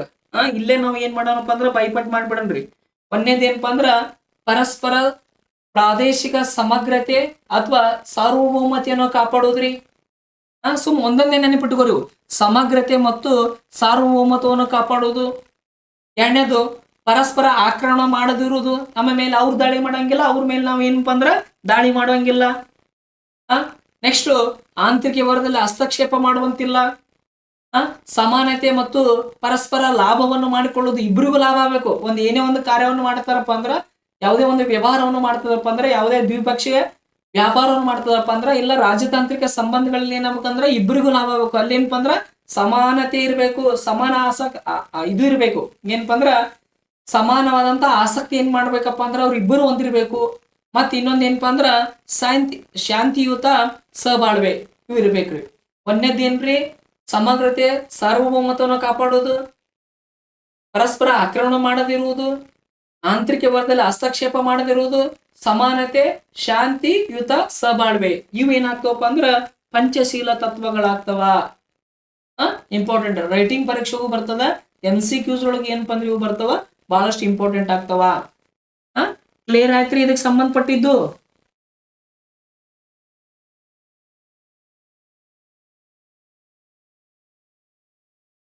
ಬಾಡುಂಗ ಸಮ್ಮಿಟ್ ಒಳಗೆ ಏನಾಗ್ತದಪ್ಪ ಅಂದ್ರೆ ಇದು ಬರ್ತದ. ಏನಪ್ಪಾ ಅಂದ್ರ ಯಾವ್ದ್ರಿ ಅದು? ಅಲಿಪ್ತ ನೀತಿ ಬರ್ತದ್ರಿ. ಅಲಿಪ್ತ ನೀತಿ ಬರ್ತದ. ಏನ ಅಲಿಪ್ತ ನೀತಿ ಪಿತಾಮಹ ಅಂತ ಯಾರಿಗೆ ಕರಿತಾರಪ್ಪ ಅಂದ್ರ ಜವಾಹರ್ಲಾಲ್ ನೆಹರು ಕರೀತಾರೆ. ಅಲಿಪ್ತ ನೀತಿ ಬರ್ತದ್ರಿ ಅದು ಬಾಡುಂಗ ಸಮ್ಮಿಟ್ ರೀ. Thank you. ಅಂತಾರಾಷ್ಟ್ರೀಯ ಶಾಂತಿ ಮತ್ತು ಸಬಾಳ್ವೆ ಸಂಬಂಧಪಟ್ಟಂತ ಭಾರತ ಸಂವಿಧಾನ ವಿಧಿ ಯಾವ್ದಪ್ಪ ಅಂದ್ರ 51ನೇ ವಿಧಿ ಬರ್ತದೆ. ಕ್ಲಿಯರ್ ಆಯ್ತ್ರಿ? ಓಕೆ, ನೆಕ್ಸ್ಟ್ ಸ್ಟಾರ್ಟ್ ಮಾಡೋಣ ನೋಡ್ರಿ. ಇಂದಿಗೂ ನೋಡ್ರಿ ಇನ್ನೊಂದು ಇಲ್ಲಿ ಇಂಪಾರ್ಟೆಂಟ್ ಒಂದು ಇದು ಮ್ಯಾಪ್ ತೋರಿಸ್ತೀವಿ ನೋಡ್ರಿ. ಇಲ್ಲೇನ 14,671 ಚದರ ಕಿಲೋಮೀಟರ್ ಅದಲ್ಲ, ಅದು ಯಾವ ಪ್ರದೇಶ ಆಗಿತ್ತಪ್ಪ ಅಂದ್ರ ಅಕ್ಸೈ ಚೀನ್ ಪ್ರದೇಶ ಆಗಿತ್ರಿ. ಅದು ಇಲ್ಲಿ ನೋಡ್ರಿ ಅಕ್ಸೈ ಚೀನ್ ಪ್ರದೇಶ ಆಯ್ತು. ಮುಂದೆ ಬರ್ತದ, ಅಲ್ಲಿ ನಿಮ್ಗೆ ಎಕ್ಸ್ಪ್ಲೇನ್ ಮಾಡಿ ಏನಪ್ಪಾ ಅಂದ್ರ ಹೇಳ್ತೀನಿ ನೋಡ್ರಿ. ಇಂದಿಗೂ ಎರಡೂ ದೇಶಗಳ ನಡುವಿನ ಗಡಿಯಲ್ಲಿ ಯಥಾಸ್ಥಿತಿ ಅಂದರೆ ವಾಸ್ತವಿಕ ನಿಯಂತ್ರಣ ರೇಖೆ ಮುಂದುವರಿಯುತ್ತದೆ. ಯಾವಾಗ 1962 ಭಾರತದ ಮೇಲೆ ಚೀನಾ ದಾಳಿ ಮಾಡಿತಲ್ಲ, ಚೀನಾ ದಾಳಿ ಮಾಡಿದ ಮೇಲೆ ಭಾರತ ಅದು ಪ್ರತಿಯಾಗಿ ಏನಾಗ್ತದಪ್ಪ ಅಂದ್ರ ದಾಳಿಯನ್ನು ಮಾಡ್ತದ. ಆದ್ರೆ ಚೀನಾ ಏನಪ್ಪಾ ಅಂದ್ರ ಏಕಾಏಕಿ ಯುದ್ಧವನ್ನು ಘೋಷಣೆ ಮಾಡಿ ಏಕಾಏಕಿ ಏನಾಗ್ತದಪ್ಪ ಅಂದ್ರ ತಾನೇ ಶಾಂತಿ ಅಂದ್ರ ತಾನೇ ಏನ್ ಮಾಡ್ಬಿಡ್ತದಪ್ಪ ಅಂದ್ರ ಕದನ ವಿರಾಮವನ್ನ ಏನಪ್ಪಾ ಅಂದ್ರ ಘೋಷಿಸ್ತದ. ಆದ್ರೂ ಅಷ್ಟೊತ್ತಿಗೆ ಏನ್ ಮಾಡಿದ್ರಪ್ಪ ಅಂದ್ರ ಈ ಅಕ್ಸೈ ಚೀನ್ ಪ್ರದೇಶವನ್ನ ಏನಪ್ಪಾ ಅಂದ್ರ ವಶಪಡಿಸಿಕೊಂಡಿದ್ರು. ಆದ್ರೆ ಅಂತಾರಾಷ್ಟ್ರೀಯ ಮಟ್ಟದಲ್ಲಿ ಏನಪ್ಪಾ ಅಂದ್ರ ಎರಡೂ ಗಡಿಗಳ ನಡುವೆ ಏನಾಗ್ತದಪ್ಪ ಅಂದ್ರ ಯಥಾಸ್ಥಿತಿ ಏನಪ್ಪಾ ಅಂದ್ರ ಕಾಪಾಡ್ಕೊಳ್ಳಾಗ್ತದ. ಆ ಯಥಾಸ್ಥಿತಿಗೆ ಏನ್ ಕಾಪಾಡ ಸಲುವಾಗಿ ಏನಪ್ಪಾ ಅಂದ್ರ ಒಂದು ರೇಖೆಯನ್ನು ಎಳೆದಿರ್ತಾರೆ. ಏನ್ ಮಾಡಿರ್ತಾರೆ ಅವರು? ಒಂದು ರೇಖೆಯನ್ನು ಎಳೆದಿರ್ತಾರ. ಅದನ್ನೇ ಏನಂತ ಕರಿತಾರಪ್ಪ ಅಂದ್ರ ವಾಸ್ತವಿಕ ನಿಯಂತ್ರಣ ರೇಖೆ, line of actual control line ಅಂತ ಏನಪ್ಪಾ ಅಂದ್ರ ಕರೀತಾರೆ. ಇದನ್ನ ಏನಪ್ಪ ಅಂದ್ರ ಆಲ್ರೆಡಿ PC ಪೊಲೀಸ್ ಕಾನ್ಸ್ಟೇಬಲ್ ಏನ್ ಮಾಡಿದನಪ್ಪ ಅಂದ್ರ ಕೇಳಿದನ್ರಿ. ಇದನ್ನು ಏನ್ ಮಾಡಿದಾರೆ? ಪೊಲೀಸ್ ಕಾನ್ಸ್ಟೇಬಲ್ ಪರೀಕ್ಷೆಗೆ ಏನ್ ಮಾಡಿದನಪ್ಪ ಅಂದ್ರ ಕೇಳಿದನ. LAC ಅಂದ್ರೆ ಏನಪ್ಪಾ ಅಂದ್ರ ಲೈನ್ ಆಫ್ ಆಕ್ಚುಯಲ್ ಕಂಟ್ರೋಲ್ ಅಂತ ಏನಪ್ಪಾ ಅಂದ್ರ ಇದರ ಫುಲ್ ಫಾರ್ಮ್ ಏನಪ್ಪಾ ಅಂದ್ರ ಬರ್ತದ. ಇನ್ನ ಕನ್ನಡದಲ್ಲಿ ಏನಪ್ಪಾ ಅಂದ್ರ ವಾಸ್ತವಿಕ ನಿಯಂತ್ರಣ ರೇಖೆ. ಏನ್ರಿ? ವಾಸ್ತವಿಕ ನಿಯಂತ್ರಣ ರೇಖೆ. ಇಲ್ಲಿ ಏನ್ ಪ್ರಶ್ನೆ ಕೇಳಬಹುದಪ್ಪ ಅಂದ್ರ ಯಾವ ಎರಡು ದೇಶಗಳ ಮಧ್ಯೆ ವಾಸ್ತವಿಕ ನಿಯಂತ್ರಣ ರೇಖೆ ಬರುತ್ತದೆ ಅಂತ ಏನಪ್ಪಾ ಅಂದ್ರ ಪ್ರಶ್ನೆಯನ್ನ ಕೇಳಬಹುದು. ಯಾವ ದೇಶಗಳ ಮಧ್ಯೆ ಬರ್ತದ್ರಿ ಅದು? ಭಾರತ ಮತ್ತು ಚೀನಾದ ಮಧ್ಯೆ ಏನಾಗ್ತದಪ್ಪ ಅಂದ್ರ ಬರ್ತದ್ರಿ. ಅದು ಯಾವ ಎರಡು ದೇಶಗಳ ಬರ್ತದ? ಭಾರತ ಮತ್ತು ಚೀನಾದ ಮಧ್ಯೆ ವಾಸ್ತವಿಕ ನಿಯಂತ್ರಣ ರೇಖೆ ಏನಪ್ಪಾ ಅಂದ್ರ ಬರ್ತದ. ಇನ್ನ ಲೈನ್ ಆಫ್ ಕಂಟ್ರೋಲ್ ಯಾವ ದೇಶಗಳ ಮಧ್ಯೆ ಬರ್ತದ್ರಿ? ನೋಡ್ರಿ LAC ಏನಪ್ಪಾ ಅಂದ್ರ ಭಾರತ ಮತ್ತು ಚೀನಾದ ಮಧ್ಯೆ ಬರ್ತದ. ಅದೇ ರೀತಿಯಾಗಿ line of control line of control ಏನಪ್ಪ ಅಂದ್ರೆ ಯಾವ ದೇಶಗಳ ಮಧ್ಯೆ ಬರ್ತದ್ರಿ ಅದು? Very good, very good, very good. ಯಾರಿ ರಾಕ್ ಸ್ಟಾರ್ ಹೇಳಿದ್ರು ನೋಡ್ರಿ. POK, Pak occupied Kashmir. POK ಅಂದ್ರೆ ಏನಪ್ಪ ಅಂದ್ರ ಪಾಕ್ ಆಕ್ಯುಪೈಡ್ ಕಾಶ್ಮೀರ್. ನಿನ್ನೆ ಡಿಸ್ಕಸ್ ಮಾಡಿದೀವ್ರಿ ಇದ್ರ ಬಗ್ಗೆ ರೀ. ಭಾರತ ಮತ್ತು ಚೀನಾದ ಮಧ್ಯದಲ್ಲಿರುವಂತ ರೇಖೆಯನ್ನು ನಾವೇನಂತೀವಪ್ಪ ಅಂದ್ರ ಮ್ಯಾಕ್ ಮೋಹನ್ ರೇಖೆ ಅಂತ ಏನಪ್ಪ ಅಂದ್ರ ಕರಿತೀವ್ರಿ. Very good. ಅಲ್ಲೂ ಅವ್ರು ಹೇಳಿದ್ರು ನೋಡ್ರಿ, KP ಅಲ್ಲೂ KSP ನೋಡ್ರಿ. ಲೈನ್ ಆಫ್ ಕಂಟ್ರೋಲ್ ಭಾರತ ಮತ್ತು ಪಾಕಿಸ್ತಾನ ಮಧ್ಯೆ ಏನಪ್ಪ ಅಂದ್ರ ಬರ್ತದ LAC. ಯಾವ ದೇಶ ಅಂತ ಅಂದ್ರ ಭಾರತ ಮತ್ತು ಚೀನಾದ ಮಧ್ಯೆ ಏನಪ್ಪ ಅಂದ್ರ ಬರ್ತದ್ರಿ.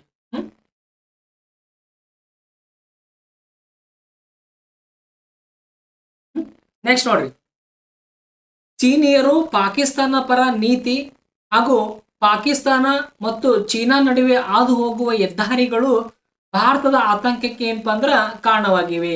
ನೋಡ್ರಿ, ಚೀನಿಯರು ಪಾಕಿಸ್ತಾನದ ಪರ ನೀತಿ ಹಾಗೂ ಪಾಕಿಸ್ತಾನ ಮತ್ತು ಚೀನಾದ ನಡುವೆ ಹಾದು ಹೋಗುವಂತ ಹೆದ್ದಾರಿಗಳು ಏನಾಗಿದವಪ್ಪ ಅಂದ್ರ ಭಾರತದ ಆತಂಕಕ್ಕೆ ಏನಪ್ಪಾ ಅಂದ್ರ ಕಾರಣ ಏನಪ್ಪಾ ಅಂದ್ರ ಆಗ್ಯದ.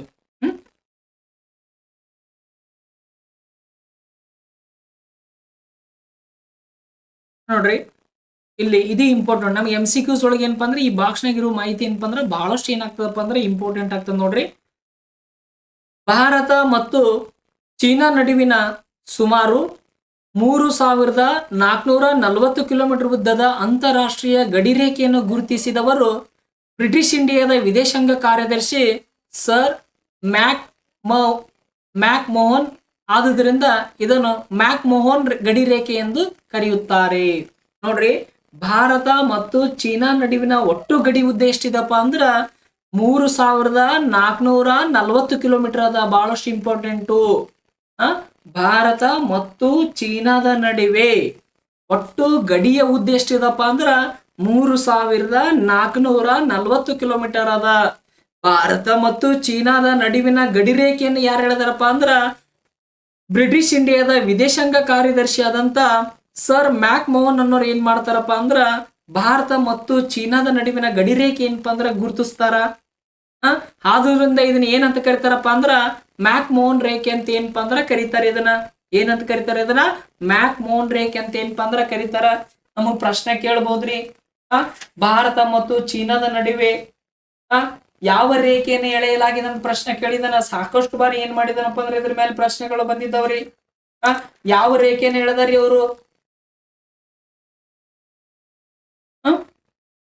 ಯಾವ ರೇಖೆಯನ್ನು ಎಳೆದಿರಪ್ಪ ಅಂದ್ರ ಮ್ಯಾಕ್ ಮೋಹನ್ ರೇಖೆಯನ್ನು ಎಳೆದಿದ್ದಾರ. ಅದನ್ನ ಯಾವ ವರ್ಷ ಹೇಳಿದ್ರಿ? ಅದನ್ನ ಯಾವ ವರ್ಷ ಹೇಳಿದ್ರಪ್ಪ ಅಂದ್ರ 1914ರಲ್ಲಿ ಏನ್ ಮಾಡ್ತಾರಪ್ಪ ಅಂದ್ರ ಈ ರೇಖೆಯನ್ನು ಎಳಿತಾರ. ಯಾವಾಗ ಎಳಿತಾರ? 1914ರಲ್ಲಿ ಏನಪ್ಪಾ ಅಂದ್ರ ಮ್ಯಾಕ್ ಮೋಹನ್ ರೇಖೆ ಎಳಿತಾರ. ಬಹಳಷ್ಟು ಏನಾಗ್ತದಪ್ಪ ಅಂದ್ರೆ ಇಂಪಾರ್ಟೆಂಟ್ MCQ ಸಿಗಿದೆ. ಫಿಕ್ಸ್ ಕ್ವಶನ್ ಬರ್ತದ ನೋಡ್ರಿ GPTಗೆ. ಈ ಮ್ಯಾಕ್ ಮೋಹನ್ ರೇಖೆ ಫಿಕ್ಸ್ ಕ್ವಶನ್ ಇದು. ರಾಡಿಕ್ಲಿಫನ್ ಆಗಿರ್ಬೋದು, ಇಲ್ಲ ಮ್ಯಾಕ್ ಮೋಹನ್ ಆಗಿರ್ಬೋದು, ಎರಡು ಏನಾಗಪ್ಪ ಅಂದ್ರೆ ಫಿಕ್ಸ್ ಕ್ವಶನ್ ಏನಪ್ಪ ಅಂದ್ರೆ ಬರ್ತಾವ. ಭಾರತ ಮತ್ತು ಪಾಕಿಸ್ತಾನ ಮಧ್ಯದಲ್ಲಿರುವ ಗಡಿ ರೇಖೆನ ನಾವೇನಂತ ಕರಿತೀವಿ? ರಾಡಿಕ್ಲಿಫ್ ರೇಖೆ ಅಂತ ಕರಿತೀವಿ. ಈ ರೇಖೆನ ಯಾವಾಗ ಹೇಳಿದ್ರಪ್ಪ ಅಂದ್ರ 1947ರಲ್ಲಿ ಏನಪ್ಪ ಅಂದ್ರೆ ಎಳಿತಾರ. ನೆನಪಿರಲಿ, ಇದನ್ನ ಯಾರು ಹೇಳಿದಾರಪ್ಪ ಅಂದ್ರೆ ರಾಡ್ಕ್ಲಿಫ್ ವ್ಯಕ್ತಿ ಏನ್ ಮಾಡ್ತಾನಪ್ಪ ಅಂದ್ರೆ ಹೇಳ್ತಾನ. ಅದ್ರ ಸಲುವಾಗಿ ಆತನಿಗೆ ಆತನ ಹೆಸರು ಏನಪ್ಪ ಅಂದ್ರ ಆ ಗಡಿ ರೇಖೆಗೆ ಏನ್ ಮಾಡ್ತಾರಪ್ಪ ಅಂದ್ರ ಇಡ್ತಾರೆ. ಮತ್ತೆ ಇನ್ನೇನ್ ಮಾಡ್ಬೋದಪ್ಪ ಅಂದ್ರ ಭಾರತ ಮತ್ತು ಚೀನಾ ನಡುವಿನ ಒಟ್ಟು ಗಡಿ ಉದ್ದ ಎಷ್ಟಿದೆ ಅಂತ ಕೇಳ್ಬೋದು ನಮಗ್ ಪ್ರಶ್ನೆನ.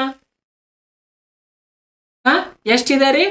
3440 ಕಿಲೋಮೀಟರ್ ಏನಪ್ಪಾ ಅಂದ್ರೆ ಅದ್ರಿ ಇಂಪಾರ್ಟೆಂಟ್ ಆಗ್ತದ. ನೆಕ್ಸ್ಟ್ ನೋಡ್ರಿ, ಚೀನಾವು 1962ರಲ್ಲಿ ಪೂರ್ವ ಲಡಾಖಿನ ಅಕ್ಸೈ ಚೀನ್ ಮೇಲೆ ಆಕ್ರಮಣ ಮಾಡಿ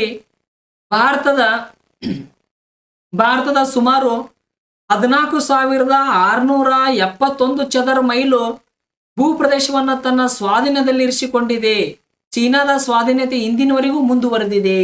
ನೋಡ್ರಿ, ಚೀನಾವು 1962ರಲ್ಲಿ ಭಾರತದ ಮೇಲೆ ದಾಳಿ ಮಾಡಿ ಪೂರ್ವದ ಲಡಾಖ್ ಅಂದ್ರೆ ಅಕ್ಸೈ ಚೀನ್ ಪ್ರದೇಶದ ಮೇಲೆ ಏನಪ್ಪಾ ಅಂದ್ರೆ ವಶಪಡಿಸಿಕೊಂಡಿತು. ಎಷ್ಟು ಚದರ ಮೈಲ್ ರೀ ಅದು? 14,671 ಚದರ ಮೈಲು. ಅದನ್ನೆಲ್ಲವನ್ನ ಏನಪ್ಪಾ ಅಂದ್ರೆ ಸ್ವಾಧೀನಪಡಿಸಿಕೊಂಡು ಇಂದಿಗೂ ಸಹ ಏನಪ್ಪಾ ಅಂದ್ರ ಆ ಪ್ರದೇಶವನ್ನು ನಮಗ ಬಿಟ್ಟು ಕೊಟ್ಟಿಲ್ಲ. ಅದರ ಸ್ವಾಧೀನತೆ ಏನಪ್ಪಾ ಅಂದ್ರ ಇಂದಿಗೂ ಏನಾಗಿದಪ್ಪ ಅಂದ್ರ ಮುಂದುವರೆದದ. ಒಂದ್ಸಲ ಮ್ಯಾಪ್ ನೋಡ್ರಿ, ನೀವು ಮ್ಯಾಪ್ ನೋಡಿದ್ರ ಅಂದ್ರೆ ಏನಪ್ಪಾ ಅಂದ್ರ ಇಂಥ ಕೆಲಸ ಮಾಡ್ಯದ ಇದು ಚೀನಾ ಅಂತ ಬೈತೀರಿ ನೀವು. ತೋರಿಸಲ್ರಿ ಒಂದ್ಸಲ ಮ್ಯಾಪ್ ನೋಡ್ರಿ. ಇದು ಪಾಕಿಸ್ತಾನ ಆಕ್ಯುಪೈಡ್ ಕಾಶ್ಮೀರ. ಪಾಕಿಸ್ತಾನದವ್ರು ಏನಪ್ಪಾ ಅಂದ್ರ ವಶಪಡಿಸಿಕೊಂಡ್ರಿ. ಈ ಕಡೆ ತಲೆ ಏನ್ ಮಾಡಿದ್ರಪ್ಪ ಅಂದ್ರ ಅವ್ರು ವಶಪಡಿಸಿಕೊಂಡ್ರು. ಇಲ್ಲಿ ನೋಡ್ರಿ ಚೀನಾ, ಆಕ್ಸೈ ಚೀನ್ ಪ್ರದೇಶ. ಇದೇನದ ರೆಡ್ ಕಲರ್ ಏನದಲ್ಲ,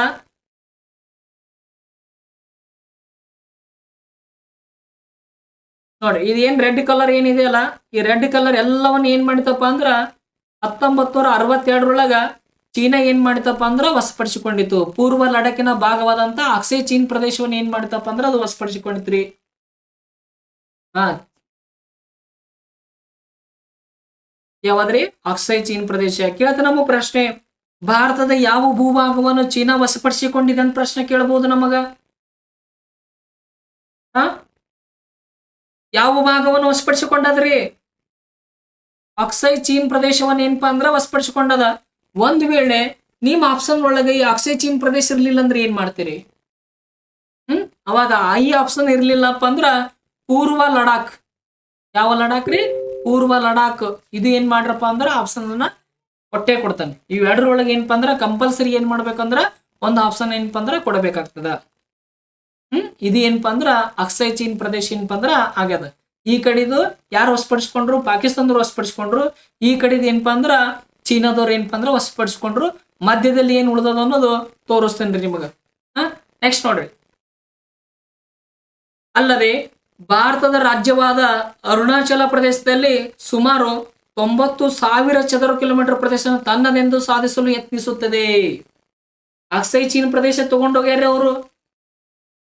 ತಗೊಂಡೋಗಿ ಅಷ್ಟೇ ಅಲ್ದ, ಅರುಣಾಚಲ ಪ್ರದೇಶದಲ್ಲಿ ಸುಮಾರು ಏನಪ್ಪಾ ಅಂದ್ರ 90,000 ಚದರ ಕಿಲೋಮೀಟರ್ ಭೂ ಪ್ರದೇಶನ ಏನಪ್ಪಾ ಅಂದ್ರ ತನ್ನದೆಂದು ಏನಪ್ಪಾ ಅಂದ್ರ ಸಾಧಿಸಲು ಯತ್ನಿಸ್ತದಂತ. ಅದಕ್ಕೆ ಯಾರು ಗೃಹ ಸಚಿವರು ಯಾರಿದ್ರಿ? ರಕ್ಷಣಾ ಸಚಿವರು ರಾಜನಾಥ್ ಸಿಂಗ್ ಹೇಳಿದ್ರು. ಅವರು ಏನ್ ಹೇಳಿದ್ರಪ್ಪ ಅಂದ್ರ ಈಗ ಒಂದು ಮಿನಿಮಮ್ ಒಂದು ವರ್ಷದಿನ ಸ್ಟೇಟ್ಮೆಂಟ್ ಕೊಟ್ರ ಅನಿಸ್ತದ. 1962 ಇರುವಂತ ಭಾರತವೇ ಬೇರೆ, ನೆಕ್ಸ್ಟ್ 2025-26 ಇರುವಂತ ಭಾರತವೇ ಬೇರೆ. ಆಗಿನ ಭಾರತಕ್ಕೂ ಮತ್ತು ಈಗಿನ ಭಾರತಕ್ಕೂ ಬಹಳಷ್ಟು ಏನಪ್ಪ ಅಂದ್ರ ವ್ಯತ್ಯಾಸ ಅದ. ನೀವು ಒಂದ್ ಸಲ ಏನ್ ಮಾಡ್ರಿ ನಮ್ಮನ್ನ ಟಚ್ ಮಾಡಿ ನೋಡ್ರಿ, ಅವಾಗ ಭಾರತದ ಶಕ್ತಿ ಏನೈತೆ ಅನ್ನೋದು ನಾವು ತೋರಿಸ್ತೀವಿ ಅಂತ ಹೇಳಿದ್ರು ಅವ್ರು. ರಾಜನಾಥ್ ಸಿಂಗ್ ಅವ್ರು ಹೇಳಿದ್ರಿ. ಏನದು ಗಾಲಂ ಕಣಿವೆ ವಿವಾದ ಆಗ್ತಿರಿ. ಭಾರತ ಮತ್ತು ಚೀನಾದ ಮಧ್ಯದಲ್ಲಿ ಗಾಲಂ ಕಣಿವೆ ವಿವಾದ ಆದ್ರಿ. ಆ ಸಂದರ್ಭದಲ್ಲಿ ಏನಂತಪ್ಪ ಅಂದ್ರ ಚೀನಾದ ಸೈನಿಕರು ಮತ್ತು ಭಾರತದ ಸೈನಿಕರು ಏನಪ್ಪಾ ಅಂದ್ರ ಸಂಘರ್ಷ ನಡೀತಲ್ಲಿ. ಆ ಸಂದರ್ಭದಲ್ಲಿ ಏನ್ ಮಾಡ್ತಾರಪ್ಪ ಅಂದ್ರ ಈ ಸ್ಟೇಟ್ಮೆಂಟ್ ಅನ್ನು ಕೊಡ್ತಾರ. 1962 ಭಾರತವೇ ಬೇರೆ, 2025-26 ಸಾಲಿನಲ್ಲಿರುವಂತ ಭಾರತವೇ ಬೇರೆ. ಒಂದ್ಸಲ ನಮ್ಮ ಭೂ ಪ್ರದೇಶವನ್ನು ನೀವ್ ಏನ್ ಮಾಡ್ರಿ ಟಚ್ ಮಾಡಿ ನೋಡ್ರಿ, ಅದ್ರ ಪರಿಣಾಮ ಏನಾಗಿರ್ತದಪ್ಪ ಅಂದ್ರ ಬೇರೆ ಆಗಿರ್ತದಂತ ಏನಪ್ಪಾ ಅಂದ್ರ ರಾಜನಾಥ್ ಸಿಂಗ್ ಅಂತಂದ್ರ ಹೇಳ್ತಾರಿ. ನೆಕ್ಸ್ಟ್ ನೋಡ್ರಿ, ಇಲ್ಲಿ ಒಂಚೂರು ಮ್ಯಾಪ್ಗಳದವ, ಒಂಚೂರು ಏನಪ್ಪಾ ಅಂದ್ರೆ ನೋಡ್ಕೊಂಡು ಹೋಗ್ಬಿಡೋಣ. ನೋಡ್ರಿ, ಈ ಕಡೆ ಪಾಕಿಸ್ತಾನ ಆಕ್ಯುಪೈಡ್ ಕಾಶ್ಮೀರನ್ನು ಪಾಕಿಸ್ತಾನದವ್ರು ವಶಪಡಿಸಿಕೊಂಡ್ರು. ಅಕ್ಸೈ ಚೀನ್ ಪ್ರದೇಶ ಏನಪ್ಪಾ ಅಂದ್ರ ಚೀನಾದವ್ರು ಏನಪ್ಪಾ ಅಂದ್ರ ವಶಪಡಿಸಿಕೊಂಡ್ರು. ಈಗ ಭಾರತದ ಸ್ಥಿತಿ ಯಾವ ರೀತಿ ಅದಪ್ಪ ಅಂದ್ರ ಒಂಚೂರು ನೋಡ್ಕೊಂಡ್ಬಿಡ್ರಿ. ನಾವೆಲ್ಲ ಏನಪ್ಪಾ ಅಂದ್ರ ಪಠ್ಯ ಪುಸ್ತಕದೊಳಗೆ ಏನ್ ನೋಡ್ತೀವಲ್ರಿ, ಅದು ಏನಪ್ಪಾ ಅಂದ್ರ ಇಲ್ಲ, ಆ ಮ್ಯಾಪ್ ನಿಜವಾಗಿ ಏನಪ್ಪಾ ಅಂದ್ರ ಇಲ್ಲ. ನಮ್ಮ ಪಠ್ಯ ಪುಸ್ತಕದೊಳಗೆ ಏನಪ್ಪಾ ಅಂದ್ರ ತೋರಿಸ್ತಾರ, ಆದ್ರ ಆ ರೀತಿ ಏನಪ್ಪಾ ಅಂದ್ರ ಪ್ರಸ್ತುತ ಭಾರತ ಏನಪ್ಪಾ ಅಂದ್ರ ಇಲ್ಲ. ಒಂಚೂರು ಏನಪ್ಪಾ ಅಂದ್ರ ನೋಡ್ಕೊಂಡ್ಬಿಡ್ರಿ. ನೋಡ್ರಿ, 4 ಮ್ಯಾಪ್ಗಳು ಕಾಣ್ತವಲ್ಲ ನಿಮಗ.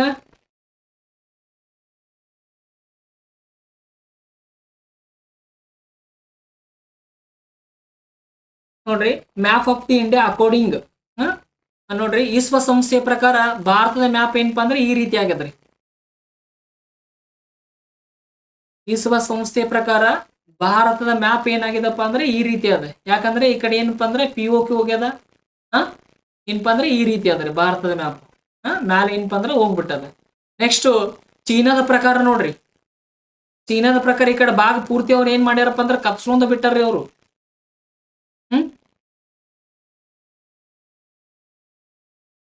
ನೋಡ್ರಿ, ಈ ಕಡೆ ಭಾಗ ಏನಾಗಿದಪ್ಪ ಅಂದ್ರೆ ಚೀನಾದವರು ಏನು ಪೂರ್ವ ಲಡಾಖ್ ಏನದ ಅಕ್ಸೈ ಚೀನ್ ಪ್ರದೇಶ ಏನಪ್ಪಾ ಅಂದ್ರ ತಮ್ಮ ಭೂಪಟದಲ್ಲಿ ಏನಪ್ಪಾ ಅಂದ್ರ ತೋರಿಸ್ತಾರ.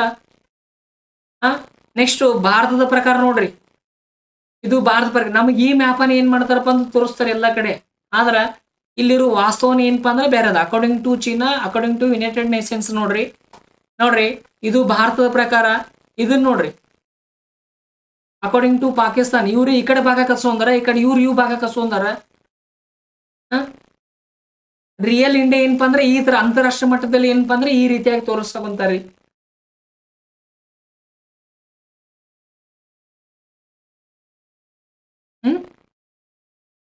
ಈ ರೀತಿ ಏನಪ್ಪಾ ಅಂದ್ರೆ ಹೌದ್ರಿ.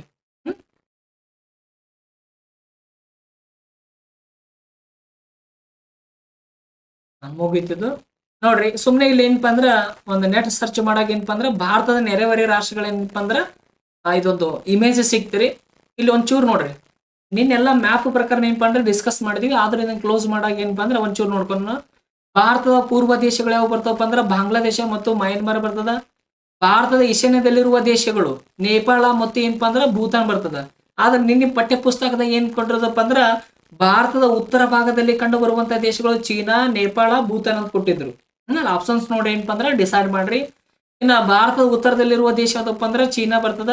ವಾಯುವ್ಯದಲ್ಲಿರುವ ದೇಶ ಅಂದ್ರ ಪಾಕಿಸ್ತಾನ ಮತ್ತು ಅಫ್ಘಾನಿಸ್ತಾನ ಬರ್ತದ. ಭಾರತದ ದಕ್ಷಿಣದಲ್ಲಿರುವಂತಹ ದೇಶ ಯಾವ್ದಪ್ಪ ಅಂದ್ರ ಶ್ರೀಲಂಕಾ ಬರ್ತದ. ಭಾರತದ ನೈಋತ್ಯ ದೇಶದಲ್ಲಿರುವ ದೇಶ ಯಾವ್ದಪ್ಪ ಅಂದ್ರ ಮಾಲ್ಡೀವ್ಸ್ ಬರ್ತದ್ರಿ. ಯಾವ್ದು ಬರ್ತದ್ರಿ? ಮಾಲ್ಡೀವ್ಸ್. ಭಾರತದ ನೈಋತ್ಯ ಭಾಗದಲ್ಲಿರುವಂತ ದೇಶ ಯಾವ್ದು? ಮಾಲ್ಡೀವ್ಸ್ ಬರ್ತದ. ನೆಕ್ಸ್ಟ್ ಭಾರತದ ಪೂರ್ವಕ್ಕೆ ಏನಪ್ಪಾ ಅಂದ್ರ ಬಂಗಾಳ ಕೊಲ್ಲಿ ಅದ. ಭಾರತಕ್ಕೆ ಪಶ್ಚಿಮಕ್ಕೆ ಏನಪ್ಪಾ ಅಂದ್ರ ಅರಬ್ಬಿ ಸಮುದ್ರ ಅದ.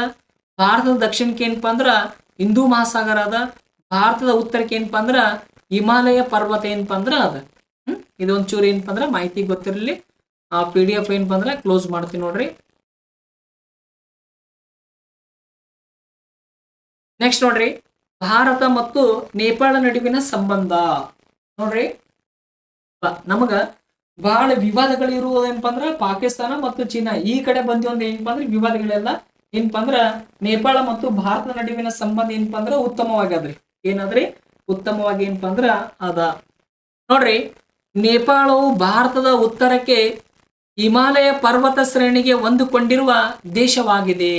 ನೋಡ್ರಿ, ನೇಪಾಳವು ಏನಾಗಿದಪ್ಪ ಅಂದ್ರ ಭಾರತದ ಉತ್ತರಕ್ಕೆ ಇರುವಂತ ಹಿಮಾಲಯ ಪರ್ವತ ಶ್ರೇಣಿಗೆ ಹೊಂದಿಕೊಂಡಿರುವಂತದ್ದು ಏನಪ್ಪಾ ಅಂದ್ರ ದೇಶವಾಗಿರ್ತದೆ. ಯಾವ ಶ್ರೇಣಿಗೆ ಹೊಂದಿಕೊಂಡದ್ರಿ ನೇಪಾಳ ದೇಶ?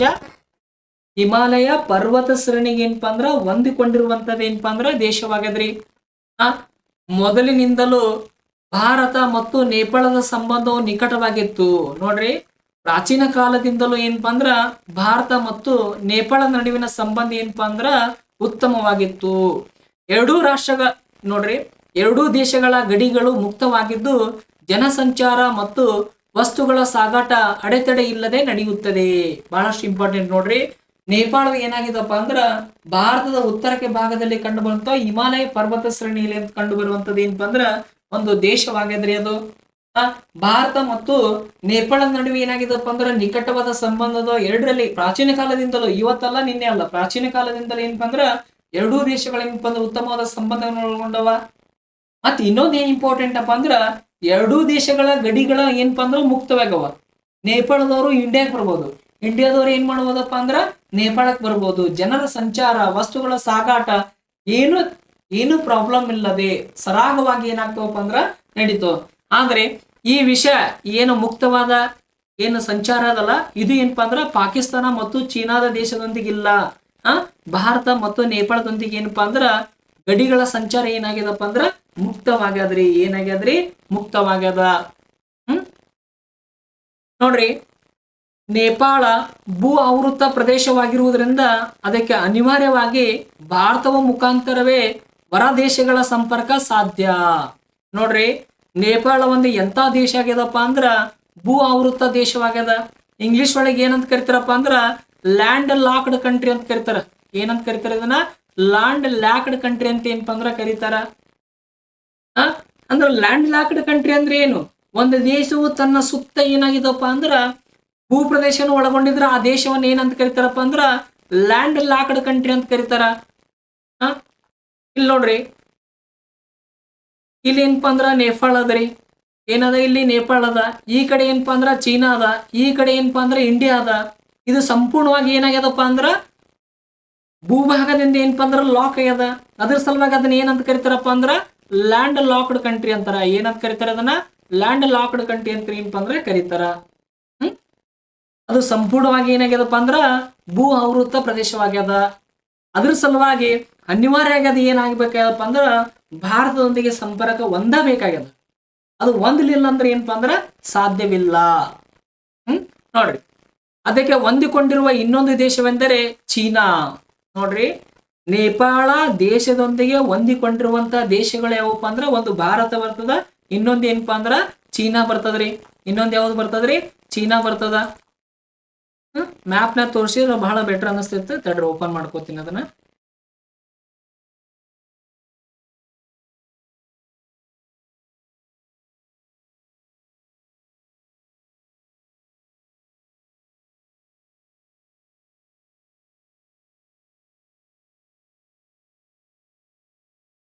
ನೋಡ್ರಿ, ಇಲ್ಲಿ ಏನಪ್ಪಾ ಅಂದ್ರೆ ನೇಪಾಳ ಅದ್ರಿ. ಇಲ್ಲಿ ಏನ ಸಂಪೂರ್ಣವಾಗಿ ಯಾವ ರೀತಿಯಾಗಿ ಇದು ಭೂ ಆವೃತವಾಗ್ಯದ ಅನ್ನೋದು ಒಂದ್ಸಲ ನೋಡ್ಕೊಂಡ್ಬಿಡ್ರಿ. ಇಲ್ಲಿ ನೋಡ್ರಿ, ಈ ಕಡೆ ಏನಪ್ಪಾ ಅಂದ್ರ ಭಾರತದ ಭೂ ಪ್ರದೇಶಗಳು ಏನಪ್ಪಾ ಅಂದ್ರ ಅದಾವ್ರಿ. ಈ ಕಡೆ ಏನಪ್ಪಾ ಅಂದ್ರ ಭಾರತದ ಭೂ ಪ್ರದೇಶಗಳು ಏನಪ್ಪಾ ಅಂದ್ರ ಅದಾವ್ರಿ. ನೆಕ್ಸ್ಟ್ ಈ ಕಡೆ ಏನಪ್ಪಾ ಅಂದ್ರ ಚೀನಾ ಅದ್ರಿ. ಏನದ? ಈ ಕಡೆ ಏನಪ್ಪಾ ಅಂದ್ರ ಸಂಪೂರ್ಣವಾಗಿ ಚೀನಾ ಅದ. ಹೀಗಾಗಿ ಈ ನೇಪಾಳ ದೇಶ ಏನಾಗ್ಯದಪ್ಪ ಅಂದ್ರ ಭೂ ಆವೃತ ದೇಶ ಏನಪ್ಪಾ ಅಂದ್ರ ಆಗ್ಯದ್ರಿ. ಏನಾಗ್ಯದ್ರಿ? ಅದು ಭೂ ಆವೃತ ದೇಶ ಅಥವಾ ಲ್ಯಾಂಡ್ ಲಾಕ್ಡ್ ಕಂಟ್ರಿ ಏನಪ್ಪಾ ಅಂದ್ರ ಆಗ್ಯದ್ರಿ. ನೋಡ್ರಿ, ಆದರೆ ಅದು ಸಾಗರೋತ್ತರ ಪ್ರದೇಶವಾದುದರಿಂದ ಸಂಪರ್ಕ ಕಷ್ಟ ಸಾಧ್ಯ. ಚೀನಾ ಏನಾಗಿದಪ್ಪ ಅಂದ್ರ ಒಂದು ಸಾಗರೋತ್ತರ ಪ್ರದೇಶವಾಗಿರೋದ್ರಿಂದ ಚೀನಾದೊಂದಿಗೆ ಅದು ಏನಪ್ಪಾ ಅಂದ್ರ ಸಂಪರ್ಕವನ್ನು ಸಾಧಿಸೋದು ಏನಪ್ಪಾ ಅಂದ್ರ ಬಹಳಷ್ಟು ಏನಾಗ್ತದಪ್ಪ ಅಂದ್ರ ಏನಪ್ಪಾ ಅಂದ್ರ ಕಷ್ಟ ಆಗ್ತದ. ಹೀಗಾಗಿ ನೇಪಾಳವು ಭಾರತದೊಂದಿಗೆ ಉತ್ತಮ ಬಾಂಧವ್ಯವನ್ನು ಬಯಸುತ್ತದೆ.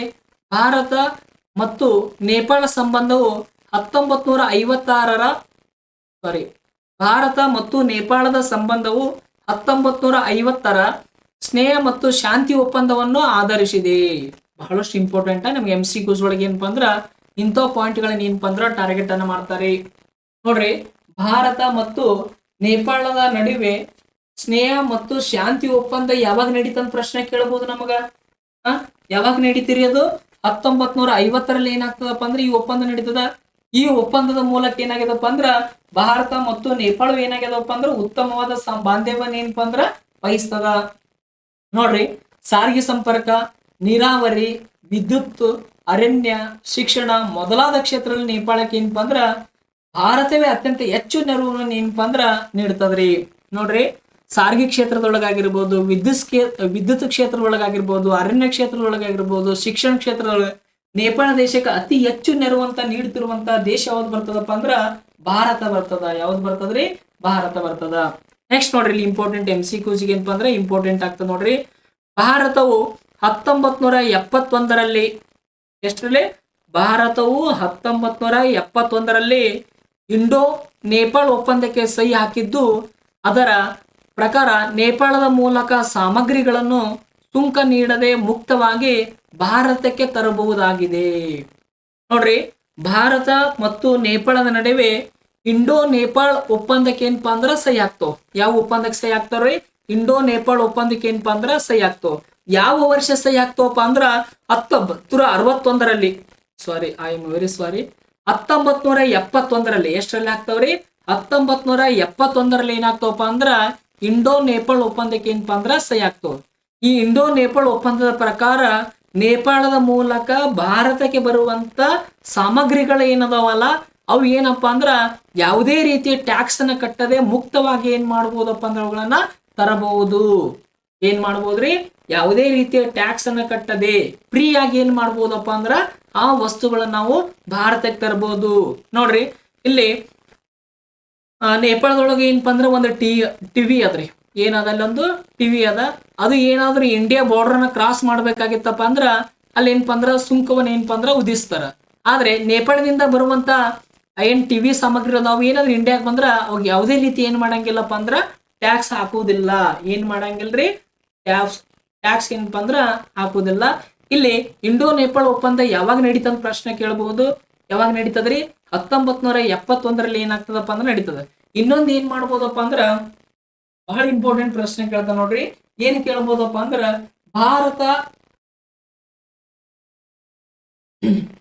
ಭಾರತ ಮತ್ತು ನೇಪಾಳವು ಯಾವ ಒಪ್ಪಂದದ ಪ್ರಕಾರ ಸುಂಕವನ್ನು ನೀಡದೆ ಮುಕ್ತವಾಗಿ ತಮ್ಮ ಸಾಮಗ್ರಿಗಳನ್ನ ಏನಪ್ಪಾ ಅಂದ್ರ ಸಾಗಿಸ್ತವ ಅಂತ ಏನಪ್ಪಾ ಅಂದ್ರ ಪ್ರಶ್ನೆ ಕೇಳಬಹುದು. ಯಾವ ಒಪ್ಪಂದದ ಪ್ರಕಾರಪ್ಪ ಅಂದ್ರ ಇಂಡೋ ನೇಪಾಳ್ ಒಪ್ಪಂದದ ಪ್ರಕಾರ. ಯಾವ ಒಪ್ಪಂದದ ಪ್ರಕಾರ?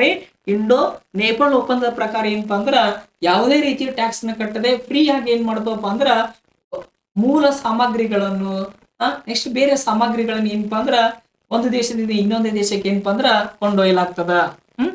ಇನ್ನ ನೇಪಾಳದ ರಾಜಧಾನಿ ಯಾವದ್ರಿ?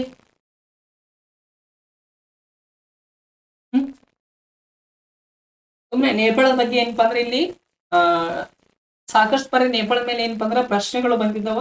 ಯಾವ್ಯಾವ ಪ್ರಶ್ನೆಗಳನ್ನ ಕೇಳಿದ ಏನಪ್ಪಾ ಅಂದ್ರ ಸಪರೇಟ್ ಆಗಿ ಏನಪ್ಪಾ ಅಂದ್ರ ಡಿಸ್ಕಸ್ ಅನ್ನ ಮಾಡೋಣ. ನೋಡ್ರಿ, ನೇಪಾಳದ ರಾಜಧಾನಿ ಯಾವದ್ರಿ?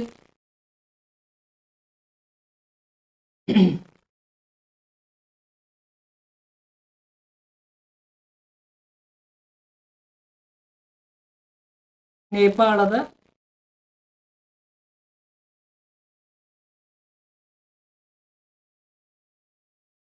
Very good very good. ಮೊದಲಿಗೆ ಹೇಳಿದ್ರಿ ಮಾನ್ಸವರ್ ಏನಪ್ಪ ಅಂದ್ರೆ ಹೇಳಿ ನೋಡ್ರಿ, ನೇಪಾಳದ ರಾಜಧಾನಿ ಯಾವ್ದು ಬರ್ತದಪ್ಪ ಅಂದ್ರ ಕಠ್ಮಂಡು ಬರ್ತದ್ರಿ.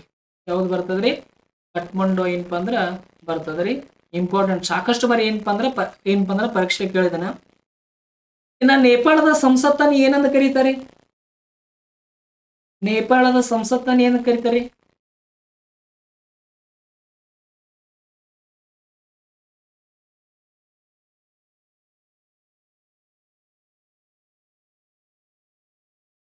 ನೇಪಾಳದ ಸಂಸತ್ತನ್ನು ಏನಂತ ಕರೀತಾರೆ? ಅಲ್ಲಿ ಭಾರತದಂತ ಬಂದಾಗ ಏನಪ್ಪಾ ಅಂದ್ರ ಪಾರ್ಲಿಮೆಂಟ್ ಅಂತ ಏನಪ್ಪಾ ಅಂದ್ರೆ ಕರೀತಾರೆ. ಅದೇ ರೀತಿ ನೇಪಾಳದ ಸಂಸತ್ತು ಏನಂತ ಕರೀತಾರೆ? ಏನಂತ ಕರೀತಾರಪ್ಪ ಅಂದ್ರ ನ್ಯಾಷನಲ್ ಪಂಚಾಯತ್ ಅಂತ ಕರೀತಾರೆ ಅದನ್ನ. ಏನಂತ ಕರೀತಾರೆ ಅದನ್ನ? ನ್ಯಾಷನಲ್ ಪಂಚಾಯತ್ ಅಂತ ಏನಪ್ಪಾ ಅಂದ್ರ ಕರೀತಾರೆ ಅದನ್ನ.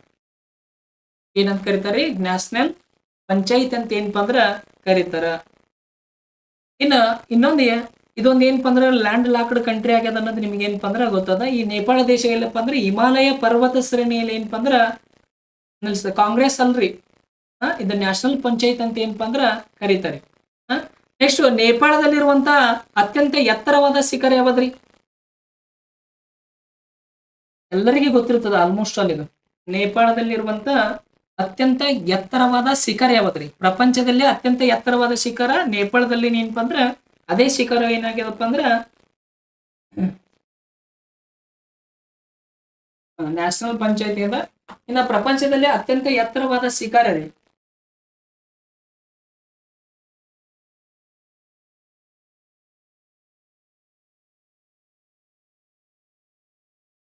ವೆರಿ ಗುಡ್, ಮಾನಸ್ ಅವರು ಹೇಳಿದ್ರು ನೇಪಾಳದಲ್ಲಿ ಅದು ಪ್ರಪಂಚದಲ್ಲಿ ಅತ್ಯಂತ ಎತ್ತರವಾದ ಶಿಖರ ಯಾವ್ದು ಬರ್ತದಪ್ಪ ಅಂದ್ರ ಮೌಂಟ್ ಎವರೆಸ್ಟ್ ಬರ್ತದೆ. ಯಾಕಂದ್ರೆ ಇವ್ನು ಯಾಕೆ ಡಿಸ್ಕಸ್ ಮಾಡ್ತೀನಪ್ಪ ಅಂದ್ರ ಫಿಕ್ಸ್ ಕ್ವಶನ್ ಬರ್ತಾವ್ರಿ ಇಕ್ಕದಾಗ.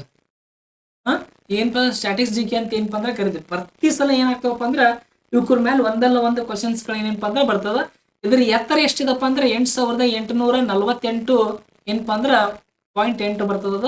ಬೇಡ್ರಿ, 8848 ಏನಪ್ಪಾ ಅಂದ್ರ ಅದ್ರ ಎತ್ತರ ಏನಪ್ಪಾ ಅಂದ್ರ ಅದ. ಇನ್ನ ಈ ಮೌಂಟ್ ಎವರೆಸ್ಟ್ ಡೇ ಅನ್ನು ಯಾವಾಗ ಆಚರಣೆ ಮಾಡ್ತಾರೆ?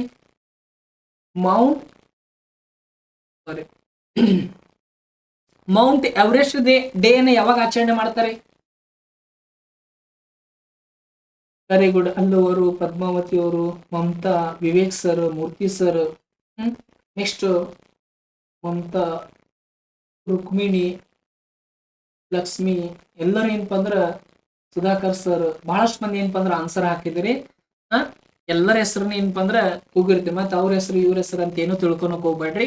ನೋಡ್ರಿ, ಮೌಂಟ್ ಎವರೆಸ್ಟ್ ಡೇ ಅನ್ನ ಯಾವಾಗ ಆಚರಣೆ ಮಾಡ್ತಾರ? Mount Everest day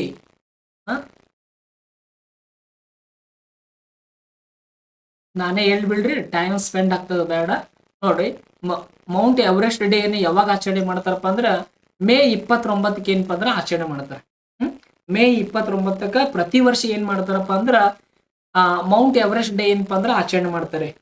Sudhakar sir December 11ಕ್ಕೆ ಏನಪ್ಪಾ ಅಂದ್ರ ವಿಶ್ವ ಪರ್ವತ ದಿನವನ್ನ ಆಚರಣೆ ಮಾಡ್ತಾರೆ.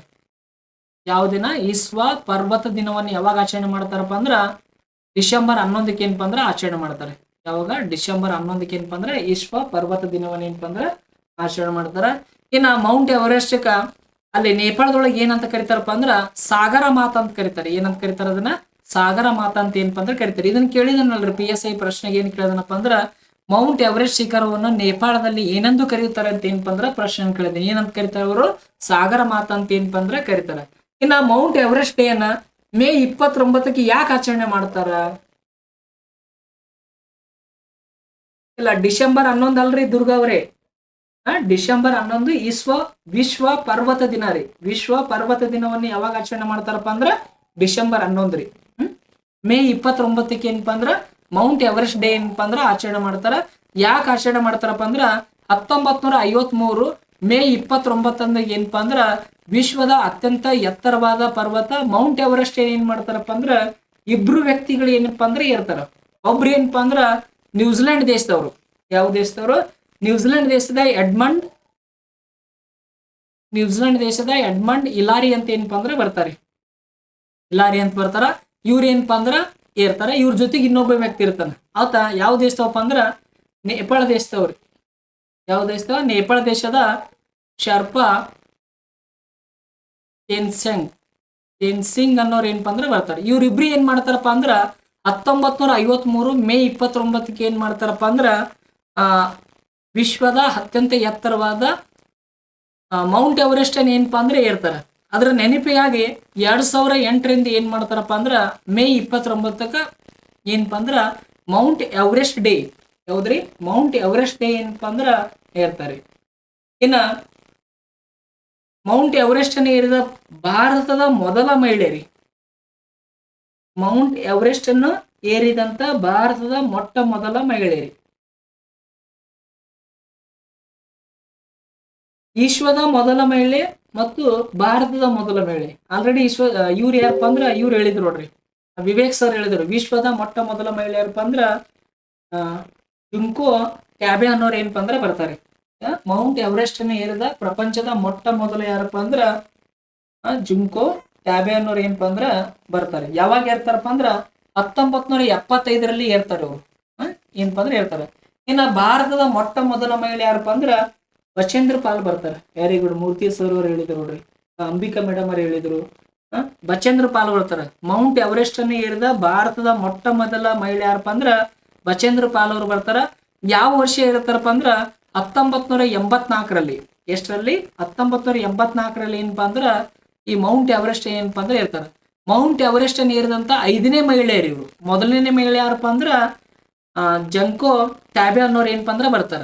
ಇನ್ನು 5ನೇ ಮಹಿಳೆ ಯಾರಪ್ಪ ಅಂದ್ರ ಬಚೇಂದ್ರ ಪಾಲ್ ಬರ್ತಾರ. ಭಾರತದ ಮೊಟ್ಟ ಮೊದಲ ಮಹಿಳೆ ಏನಪ್ಪಾ ಅಂದ್ರ ಅವರೇ ಆಗಿರ್ತಾರೆ. ಯಾವಾಗ ಏರ್ತಾರಪ್ಪ ಅಂದ್ರ 1984ರಲ್ಲಿ ಏನ್ ಮಾಡ್ತಾರಪ್ಪ ಅಂದ್ರ ಅವರು ಏರ್ತಾರೆ.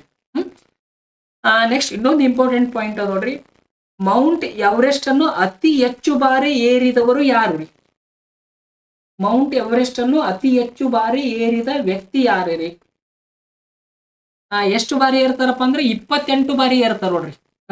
ಕರೆಂಟ್ ಅಫೇರ್ಸ್ ಇದೇನಪ್ಪ ಅಂದ್ರೆ ಸಂಬಂಧಪಟ್ಟಿದ್ದ ಪ್ರಪಂಚದಲ್ಲಿ ಮೌಂಟ್ ಎವರೆಸ್ಟ್ ಅನ್ನು ಅತಿ ಹೆಚ್ಚು ಬಾರಿ ಏರಿದವರು ಯಾರು?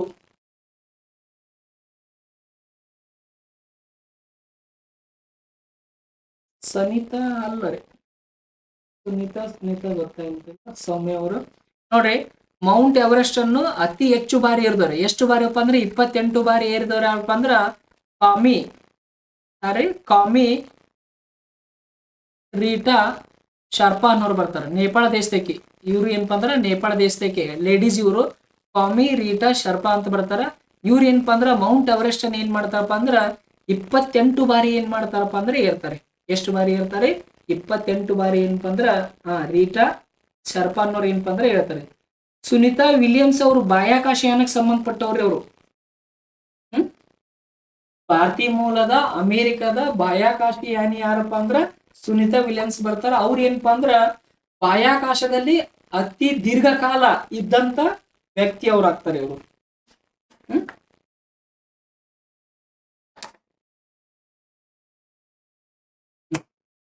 ಇದೇನಪ್ಪ ಅಂದ್ರೆ ಎಲ್ಲವೂ ಏನಾಗ್ತದಪ್ಪ ಅಂದ್ರೆ ನೇಪಾಳಕ್ಕೆ ಸಂಬಂಧಪಟ್ಟಂತ ಏನಪ್ಪಾ ಅಂದ್ರ ಮಾಹಿತಿ ಆಗದೆ.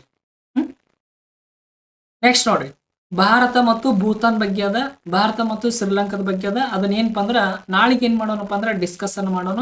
ಇವತ್ತಿನ ಕ್ಲಾಸ್ ಏನಪ್ಪಾ ಅಂದ್ರೆ ಇಲ್ಲಿಗೆ ಏನಪ್ಪಾ ಅಂದ್ರ ಮುಗಿಸೋಣ್ರಿ. ನಾಳೆಗೆ ಈ ಟಾಪಿಕ್ ಅನ್ನ ಏನ್ ಮಾಡೋಣಪ್ಪ ಅಂದ್ರ ಕಂಪ್ಲೀಟ್ ಆಗಿ ಮುಗಿಸಿ ನಾಳೆಗೆ ಏನ್ ಮಾಡೋಣಪ್ಪ ಅಂದ್ರೆ ವಿಶ್ವಸಂಸ್ಥೆ ಬಗ್ಗೆ ಏನಪ್ಪಾ ಅಂದ್ರೆ ಡಿಸ್ಕಸ್ ಅನ್ನ ಮಾಡೋಣ್ರಿ. ನಾಳೆಗೆ ಏನಪ್ಪ ಅಂದ್ರೆ ಟಾಪಿಕ್ ಅನ್ನ ಮುಗಿಸೋಣ. ಈ ಟಾಪಿಕ್ ಮೇಲೆ ಏನಾದ್ರು ಡೌಟ್ಗಳಿದ್ರೆ ಏನ್ ಮಾಡ್ರಪ್ಪ ಅಂದ್ರ ಹೇಳ್ರಿ. ಡೌಟ್ ಸೆಷನ್ದಾಗ ಏನಪ್ಪ ಅಂದ್ರ ನಿಮ್ ಜೊತೆ ಏನಪ್ಪ ಅಂದ್ರ ಚರ್ಚೆ ಮಾಡ್ಲಾಗ್ತದ. ಇಲ್ಲಾಂದ್ರೆ ಏನಪ್ಪ ಅಂದ್ರ ರಿವಿಷನ್ ಮಾಡೋಣ್ರಿ. ಬಹಳಷ್ಟು ಇಂಪಾರ್ಟೆಂಟ್ ಆದಂತ ಅಂಶಗಳದಾವ ಇಲ್ಲಿ, ರಿವಿಷನ್ ಮಾಡೋಣ. ಭಾರತ ಮತ್ತು ಚೀನಾ ನಡುವಿನ ಸಂಬಂಧದ ಕುರಿತು ಏನಪ್ಪ ಅಂದ್ರೆ ಡಿಸ್ಕಸ್ ಅನ್ನ ಮಾಡೋಣ. Thank you.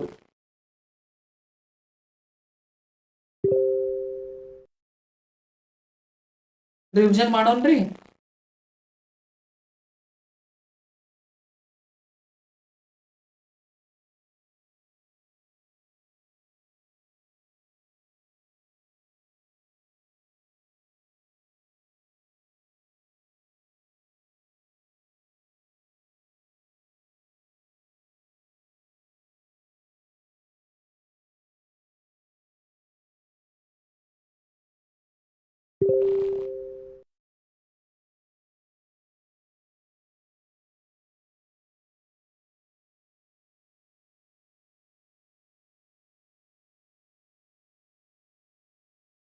Thank you.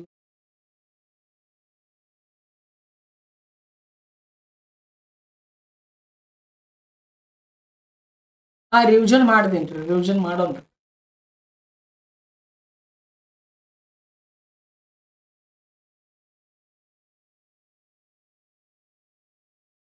Last ಕೊನೆದಾಗ ಏನಪ್ಪ ಅಂದ್ರೆ ರಿವಿಷನ್ ಏನಪ್ಪ ಅಂದ್ರೆ ಮಾಡೋಣ್ರಿ. ನೋಡಿ, ಇಂಪಾರ್ಟೆಂಟ್ ಎಕ್ಸಾಮ್ಗೆ ಏನ್ ಇಂಪಾರ್ಟೆಂಟ್ ಅದ ಅವುಗಳನ್ನ ಕುರಿತು ಏನಪ್ಪ ಅಂದ್ರೆ ಡಿಸ್ಕಷನ್ ನೋಡ್ರಿ. ನೋಡ್ರಿ, ಜಲಗಡಿಗೆ ಸಂಬಂಧಪಟ್ಟಂತ ಮಾಹಿತಿ ಏನಪ್ಪ ಅಂದ್ರೆ ಕ್ಲಿಯರ್ ಆಗಿದೆ ಏನಪ್ಪ ಅಂದ್ರೆ ಅನ್ಕೊಂಡಿದ್ದೇನ್ರಿ ಎಲ್ಲರಿಗೂ. ನೋಡ್ರಿ, ಭಾರತ ಮತ್ತು ಚೀನಾ, ಭಾರತಕ್ಕೆ ಏನಪ್ಪ ಅಂದ್ರೆ ಬಂದಂತ ಸಂದರ್ಭದಲ್ಲಿ ಚೀನಾ ಏನಪ್ಪ ಅಂದ್ರೆ ಬಹಳಷ್ಟು ಏನಾಗ್ತದಪ್ಪ ಅಂದ್ರೆ ಇಂಪಾರ್ಟೆಂಟ್ ಆಗ್ತದ. ಯಾಕಪ್ಪ ಅಂದ್ರೆ ಭಾರತದೊಂದಿಗೆ ಅತಿ ಹೆಚ್ಚು ಗಡಿ ಉದ್ದವನ್ನು ಹೊಂದಿರುವಂತಹ ದೇಶ ಮೊದಲಿಗೆ ಅಂತ ಬಂದಾಗ ಬಾಂಗ್ಲಾದೇಶ ಬರ್ತದೆ, ಇನ್ನು ಎರಡನೇ ಅಂತ ಬಂದಾಗ ಏನಪ್ಪ ಅಂದ್ರೆ ಚೀನಾ ಬರ್ತದ. ಆ ದೃಷ್ಟಿಯಿಂದ ಏನಪ್ಪಾ ಅಂದ್ರೆ ಚೀನಾ ನಮಗೆ ಏನಪ್ಪಾ ಅಂದ್ರೆ ಬಹಳಷ್ಟು ಏನಾಗ್ತದಪ್ಪ ಅಂದ್ರೆ ಇಂಪಾರ್ಟೆಂಟ್ ಆಗ್ತದ. ಆದ್ರೆ ಚೀನಾಕ್ಕೆ ನಾವು ವಿಶ್ವಸಂಸ್ಥೆಯಲ್ಲಿ ಏನಪ್ಪಾ ಅಂದ್ರ ಅದಕ್ಕೆ ಭದ್ರತಾ ಮಂಡಳಿಯಲ್ಲಿ ಏನಪ್ಪಾ ಅಂದ್ರ ಸ್ಥಾನ ಒದಗಿಸಿಕೊಡಲು ಏನಪ್ಪಾ ಅಂದ್ರೆ ಸಾಕಷ್ಟು ಪ್ರಯತ್ನ ಮಾಡಿದಿವಿ. ಆದ್ರೆ ಅದು ಏನಪ್ಪಾ ಅಂದ್ರ ನಮ್ಗೆ ಇವತ್ತು ಮಗ್ಗಲ ಮುಳ್ಳಾಗಿ ಏನಪ್ಪಾ ಅಂದ್ರ ಚುಚ್ಚುವಂತ ಪ್ರಯತ್ನ ಮಾಡಿಲ್ಲ, ಚುಚ್ಚೇ ಬಿಟ್ಟದ್ರಿ. ಸಾಕಷ್ಟು ಬಾರಿ ಏನಾಗಿದಪ್ಪ ಅಂದ್ರ ಆ ಅಲ್ಲಿ ಏನ್ ಭದ್ರತಾ ಮಂಡಳಿ ಒಳಗೆ ಏನಪ್ಪಾ ಅಂದ್ರೆ ಕಾಯಂ ಸ್ಥಾನಮಾನವನ್ನು ಕೊಡ್ಬೇಕಂತ ಭಾರತಕ್ಕೆ ಏನಪ್ಪಾ ಅಂದ್ರೆ ಸಾಕಷ್ಟು ಚರ್ಚೆ ಅದು. ಆದ್ರ ಅಲ್ಲಿ ವಿಟೋ ಪವರ್ ಒಂದೇ ಅದ್ರಿ. ಅದನ್ನ ಮುಂದೆ ಡಿಸ್ಕಸ್ ಮಾಡೋಣ, ಯಾವ ರೀತಿಯಾಗಿ ಅದು ವಿಟೋ ಪವರ್ ಮಾಡಿ ನಮ್ಮನ್ನ ಹಿನ್ನಡೆಗೆ ತಳಿತು ಅನ್ನೋದು ಅಲ್ಲಿ ವಿಶ್ವಸಂಸ್ಥೆ ಬಗ್ಗೆ ಡಿಸ್ಕಸ್ ಮಾಡಾಗ ಏನಪ್ಪಾ ಅಂದ್ರ ಮಾಡೋಣ. ಇನ್ನ ಭಾರತ ಮತ್ತು ಚೀನಾ ನಡುವಿನ ಸಂಘರ್ಷಕ್ಕೆ ಮೂಲ ಕಾರಣ ಏನಾಗ್ತದಪ್ಪ ಅಂದ್ರ ಟಿಬೆಟ್ ಮತ್ತು ಅರುಣಾಚಲ ಪ್ರದೇಶ ಆಗ್ತದೆ. ಯಾವ್ದಾಗ್ತದ್ರಿ? ಟಿಬೆಟ್ ಮತ್ತು ಅರುಣಾಚಲ ಪ್ರದೇಶ ಏನಾಗ್ತದಪ್ಪ ಅಂದ್ರ ಇವು ಪ್ರಮುಖವಾದಂತ ಕಾರಣಗಳಾಗ್ತವೆ. 1950ರಲ್ಲಿ ಏನಾಗ್ತದಪ್ಪ ಅಂದ್ರ ಚೀನಾವು ಟಿಬೆಟ್ನಲ್ಲಿ ಏನಪ್ಪಾ ಅಂದ್ರ ಸಶಸ್ತ್ರ ಕಾರ್ಯಾಚರಣೆ ಏನಪ್ಪಾ ಅಂದ್ರ ಕೈಗೊಳ್ಳುತ್ತದ. ಇದು ಭಾರತ ಏನ್ ಮಾಡ್ತದಪ್ಪ ಅಂದ್ರ ಬಹಳಷ್ಟು ನಿರಾಸೆಯನ್ನು ಗೊಂಡಗಿಸಿ ಟಿಬೆಟಿನ ಮೇಲೆ ಏನಪ್ಪಾ ಅಂದ್ರ ಚೀನಾದ ಮೇಲೆ ಏನಾಗ್ತದಪ್ಪ ಅಂದ್ರ ಮಾನವ ಹಕ್ಕುಗಳ ಪ್ರತಿಪಾದನೆ, ಮಾನವ ಹಕ್ಕುಗಳ ಉಲ್ಲಂಘನೆ ಬಗ್ಗೆ ಏನಪ್ಪಾ ಅಂದ್ರ ಅಂತಾರಾಷ್ಟ್ರೀಯ ಮಟ್ಟದಲ್ಲಿ ಏನಪ್ಪಾ ಅಂದ್ರ ಚರ್ಚೆ ಮಾಡ್ತದ. ಅದಕ್ಕೆ ಚೀನಾ ಏನ್ ಹೇಳ್ತದಪ್ಪ ಅಂದ್ರ ಭಾರತದವ್ರು ನೀವು ಸುಮ್ಮ ಇರಬೇಕು, ಅದು ಟಿಬೆಟ್ ನಮಗ್ ಸಂಬಂಧಪಟ್ಟದ, ನೀವು ನಮ್ಮ ಆಂತರಿಕ ವ್ಯವಹಾರದಲ್ಲಿ ಏನಪ್ಪಾ ಅಂದ್ರ ಹಸ್ತಕ್ಷೇಪ ಮಾಡಬಾರ್ದಂತ ಏನಪ್ಪಾ ಅಂದ್ರ ಒಳ್ಳೆ ಭಾರತಕ್ಕೆ ಏನಪ್ಪಾ ಅಂದ್ರ ಬುದ್ಧಿ ಏನ್ ಹೇಳ್ತದ. ಆದ್ರೂ ಭಾರತವ್ರು ಏನಪ್ಪಾ ಅಂದ್ರ ಸುಮ್ಮಿರಲ್ಲ. ಅವಾಗ ಏನ ಸಶಸ್ತ್ರ ಕಾರ್ಯಾಚರಣೆ ಕೈಗೊಂಡಂತ ಸಂದರ್ಭದೊಳಗ ಟಿಬೆಟಿನಲ್ಲಿ ಏನಾಗ್ತದಪ್ಪ ಅಂದ್ರ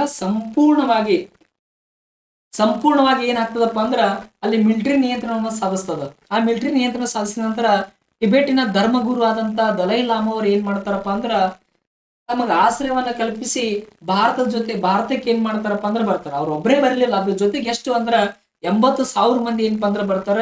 ಅವ್ರಿಗೆಲ್ಲವೂ ಏನಪ್ಪಾ ಅಂದ್ರ ಆಗಿನ ಭಾರತದ ಪ್ರಧಾನಮಂತ್ರಿ ಆದಂತ ಜವಾಹರ್ಲಾಲ್ ನೆಹರು ಅವ್ರು ಏನ್ ಮಾಡ್ತಾರಪ್ಪ ಅಂದ್ರ ಭಾರತದ 10 ರಾಜ್ಯಗಳಲ್ಲಿ ಏನಪ್ಪಾ ಅಂದ್ರ ಅವ್ರಿಗೆ ಪುನರ್ವಸತಿ ಏನಪ್ಪಾ ಅಂದ್ರ ಕಲ್ಪಿಸಿ ಕೊಡ್ತಾರ. ಇನ್ನ ಕರ್ನಾಟಕಕ್ಕೆ ಅಂತ ಬಂದಾಗ ಮುಂಡಗೋಡು ಬರ್ತದ, ಇನ್ನೊಂದ್ ಏನಪ್ಪಾ ಅಂದ್ರ ಬೈಲಕುಪ್ಪಿ ಬರ್ತದ. ಈ ಬೈಲಕುಪ್ಪಿ ಎಲ್ಲಿ ಬರ್ತದಪ್ಪ ಅಂದ್ರ ಮೈಸೂರು ಜಿಲ್ಲೆಯಲ್ಲಿ ಬರ್ತದ. ಈ ಮುಂಡಗೋಡು ಎಲ್ಲಿ ಬರ್ತದಪ್ಪ ಅಂದ್ರ ಉತ್ತರ ಕನ್ನಡ ಜಿಲ್ಲೆಯಲ್ಲಿ ಏನಪ್ಪಾ ಅಂದ್ರ ಬರ್ತದ್ರಿ. ಇನ್ನ ಭಾರತ ಇದೇ ಒಂದು ಕಾರಣವಾಗಿ ಇಟ್ಕೊಂಡು 1962ರಲ್ಲಿ ಏನಾಗ್ತದಪ್ಪ ಅಂದ್ರ ನಮ್ಮ ಮೇಲೆ ಏನಾಗ್ತದಪ್ಪ ಅಂದ್ರ ಯುದ್ಧವನ್ನ ಸಾರ್ತದ್ರಿ. ಅದು ಏನ್ ಮಾಡ್ತದ್ರಿ? ಅದು ನಮ್ಮ ಮೇಲೆ ಯುದ್ಧವನ್ನ ಏನಪ್ಪಾ ಅಂದ್ರ ಸಾರ್ತದ್ರಿ. ನೋಡ್ರಿ, ಇನ್ನ ಭಾರತ ಮತ್ತು ಚೀನಾದ ಮಧ್ಯೆ ಏನಾಗ್ತದಪ್ಪ ಅಂದ್ರ ಪಂಚಶೀಲ ಒಪ್ಪಂದ ತತ್ವ ಏನಪ್ಪಾ ಅಂದ್ರ ನಡೀತದ. ಯಾವ ವರ್ಷ ನಡೀತದಪ್ಪ ಅಂದ್ರ 1954 ಏಪ್ರಿಲ್ 29ರಂದು ಏನಪ್ಪಾ ಅಂದ್ರ ನಡೀತದ. ಈ ಎರಡು ಅಂದ್ರ ಈ ಪಂಚಶೀಲ ಒಪ್ಪಂದಕ್ಕೆ ಸಹಿ ಹಾಕಿದಂತ ಇಬ್ಬರು ವ್ಯಕ್ತಿಗಳು ಯಾರಪ್ಪ ಅಂದ್ರ ಚೀನಾದ ಪ್ರಧಾನಿ ಆದಂತ ಚೆವೆನ್ ಲಾ ಅಂತ ಬರ್ತಾರ. ಇನ್ನ ಭಾರತದ ಪ್ರಧಾನಿ ಆದ ಯಾರಪ್ಪ ಅಂದ್ರ ಜವಾಹರ್ಲಾಲ್ ನೆಹರು ಅವ್ರು ಏನಪ್ಪ ಅಂದ್ರ ಬರ್ತಾರೆ. ಇನ್ನ ಭಾರತದ ಬಹುತೇಕ ಭೂಭಾಗವನ್ನ ಏನಪ್ಪಾ ಅಂದ್ರ ಚೀನಾ ತನ್ನ ಪಠ್ಯ ಪುಸ್ತಕದ ಭೂಪಟಗಳಲ್ಲಿ ಏನಪ್ಪಾ ಅಂದ್ರ ತೋರಿಸಿದೆ. ಅದನ್ನ ತಿದ್ದುಪಡಿ ಮಾಡ್ಬೇಕಂತ ಏನಪ್ಪಾ ಅಂದ್ರ ಭಾರತ ಏನಪ್ಪಾ ಅಂದ್ರ ಅದಕ್ಕ ಬೇಡಿಕೆ ಏನಪ್ಪಾ ಅಂದ್ರ ಮುಂದಿಟ್ಟದ. ಅದು ಚೀನಾ ಪ್ರಧಾನಿ ಏನ್ ಮಾಡಿದಾರಪ್ಪ ಅಂದ್ರ ಇಲ್ಲ ನಾವು ತಿದ್ದುಪಡಿ ಮಾಡ್ತೀವಿ ಅಂತ ಏನಪ್ಪಾ ಅಂದ್ರ ಹೇಳಿದಾರ. ಆದ್ರೂ ಸಹ ಏನಪ್ಪಾ ಅಂದ್ರ ಇಲ್ಲಿವರೆಗೆ ಯಾವುದೇ ರೀತಿ ಏನಪ್ಪಾ ಅಂದ್ರ ಅವರು ತಿದ್ದುಪಡಿ ಮಾಡಿಲ್ಲ. ಟಿಬೆಟಿನ ಸಮಸ್ಯೆಯನ್ನು ಕಾರಣವಾಗಿಟ್ಕೊಂಡು ಚೀನಾವು ಏನ್ ಮಾಡ್ತದಪ್ಪ ಅಂದ್ರ 1962ರಲ್ಲಿ ಭಾರತದ ಈಶಾನ್ಯ ಗಡಿ ಭಾಗದಲ್ಲಿ ಏನಪ್ಪಾ ಅಂದ್ರ ಅದು ವಿಶೇಷವಾಗಿ ಲಡಾಖ್ ಅಂದ್ರೆ ಜಮ್ಮು ಮತ್ತು ಕಾಶ್ಮೀರದ ಭಾಗವಾಗಿದ್ದ ಲಡಾಖ್ ಇವಾಗ ಏನಾಗಿದಪ್ಪ ಅಂದ್ರ ಸಪರೇಟ್ ಆದಂತ ಕೇಂದ್ರಾಡಳಿತ ಪ್ರದೇಶ ಆಗಿದೆ. ಮೊದಲು ಜಮ್ಮು ಕಾಶ್ಮೀರದ ಭಾಗ ಏನಪ್ಪಾ ಅಂದ್ರ ಲಡಾಖ್ ಆಗಿತ್ತು. ಆ ಪೂರ್ವ ಲಡಾಖಿನ ಮೇಲೆ ಏನಪ್ಪಾ ಅಂದ್ರ ದಾಳಿಯನ್ನು ಮಾಡಿ ಅಲ್ಲಿ ಅಕ್ಸೈ ಚೀನ್ ಪ್ರದೇಶವನ್ನು ಏನ್ ಮಾಡ್ತದಪ್ಪ ಅಂದ್ರ ಅದು ವಶಪಡಿಸಿಕೊಳ್ತದ್ರಿ. ಅದು ಏನ್ ಮಾಡ್ತದ ವಶಪಡಿಸಿಕೊಳ್ತದ. ಎಷ್ಟು ಭೂಭಾಗವನ್ನು ವಶಪಡಿಸಿಕೊಳ್ತದಪ್ಪ ಅಂದ್ರ 14,671 ಚದರ ಮೈಲಿಗಳಷ್ಟು ಪ್ರದೇಶವನ್ನು ಏನಪ್ಪಾ ಅಂದ್ರ ವಶಪಡಿಸಿಕೊಳ್ತದ. ಯಾವಾಗ ಚೀನಾ ನಮ್ಮ ಮೇಲೆ ದಾಳಿ ಮಾಡಿದೋ ಅವಾಗ ಪಂಚಶೀಲ ತತ್ವಗಳಲ್ಲಿ ನಂಬಿಕೆಯನ್ನು ಹೊಂದಿದ್ದು ಹಿಂದಿ ಚೀನಿ ಬಾಯಿ ಬಾಯಿ ಅಂತೇಳಿ ಆ ಬೊಬ್ಬೆ ಹೊಡ್ಕೊಂತ ಅಡ್ಡಾಡ್ತದಂತ ಜವಾಹರ್ಲಾಲ್ ನೆಹರು ಅವ್ರು ಏನ್ ಮಾಡ್ತಾರಪ್ಪ ಅಂದ್ರ ಅವ್ರ ಹೃದಯಕ್ಕೆ ಏನಪ್ಪಾ ಅಂದ್ರ ಒಂದು ಈಟಿ ತಗೊಂಡು ಇರ್ದಂಗ ಆಗ್ತದ. ನಾವು ಎಷ್ಟೊಂದು ನಂಬಿಕೆ ಹೊಂದಿದ್ದವಪ್ಪ ಚೀನಾದ ಮೇಲೆ, ಅದು ನಮಗ್ ಮೋಸ ಮಾಡ್ತಾರ ಅಂತ ತಿಳ್ಕೊಂಡು ಏನಾಗ್ತದಪ್ಪ ಅಂದ್ರ ಬಹಳಷ್ಟು ಏನಪ್ಪಾ ಅಂದ್ರ ಬೇಸರವನ್ನ ಏನಪ್ಪಾ ಅಂದ್ರ ವ್ಯಕ್ತಪಡಿಸ್ತಾರ. ಆದ್ರೆ ಎರಡೂ ಗಡಿಗಳ ನಡುವೆ ಏನಪ್ಪಾ ಅಂದ್ರೆ ಯಥಾಸ್ಥಿತಿಯನ್ನು ಕಾಪಾಡಿದ ಸಲುವಾಗಿ ವಾಸ್ತವಿಕ ನಿಯಂತ್ರಣ ರೇಖೆ, ಇದು ಇಂಪಾರ್ಟೆಂಟ್, ಮೋಸ್ಟ್ ಇಂಪಾರ್ಟೆಂಟ್. ವಾಸ್ತವಿಕ ನಿಯಂತ್ರಣ ರೇಖೆ ಯಾವ ಎರಡು ದೇಶಗಳ ಮಧ್ಯದಲ್ಲಿ ಅದಪ್ಪ ಅಂದ್ರ ಭಾರತ ಮತ್ತು ಚೀನಾ ಮಧ್ಯದಲ್ಲಿ ಏನಪ್ಪಾ ಅಂದ್ರ ಅದ. ಕೆಲವೊಮ್ಮೆ ಏನ್ ಮಾಡ್ಬಿಡ್ತಾನಪ್ಪ ಅಂದ್ರ ಇಂಗ್ಲಿಷ್ ಒಳಗೂನು ಕೇಳ್ತಿರ್ತಾನ.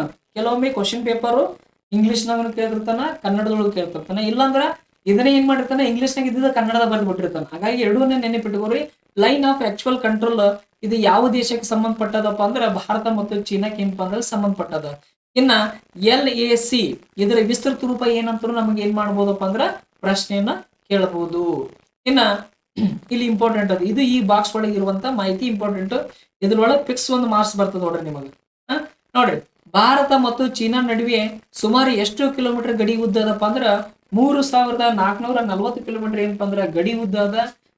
ಈ ಗಡಿಯನ್ನು ಏನು 3,440 ಕಿಲೋಮೀಟರ್ ಗಡಿಯ ರೇಖೆಯನ್ನು ಯಾರು ಹೇಳಿದ್ರಪ್ಪ ಅಂದ್ರ ಅಂದಿನ ಬ್ರಿಟಿಷ್ ಇಂಡಿಯಾದ ವಿದೇಶಾಂಗ ಕಾರ್ಯದರ್ಶಿ ಆದಂತ ಸರ್ ಮ್ಯಾಕ್ ಮೋಹನ್ ಅನ್ನೋರು ಏನ್ ಮಾಡ್ತಾರಪ್ಪ ಅಂದ್ರ ಭಾರತ ಮತ್ತು ಚೀನಾದ ನಡುವಿನ ಗಡಿ ರೇಖೆಯನ್ನು ಏನಪ್ಪಾ ಅಂದ್ರ ಗುರುತಿಸ್ತಾರ.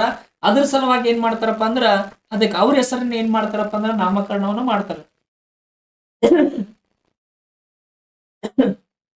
ಸಾರಿ, ಮ್ಯಾಕ್ ಮೋಹನ್ ರೇಖೆ ಏನಪ್ಪಾ ಅಂದ್ರ ಅದಕ್ಕೆ ಅದೇ ಹೆಸರನ್ನ ಏನ್ ಮಾಡ್ತಾರಪ್ಪ ಅಂದ್ರೆ ಹೇಳ್ತಾರ.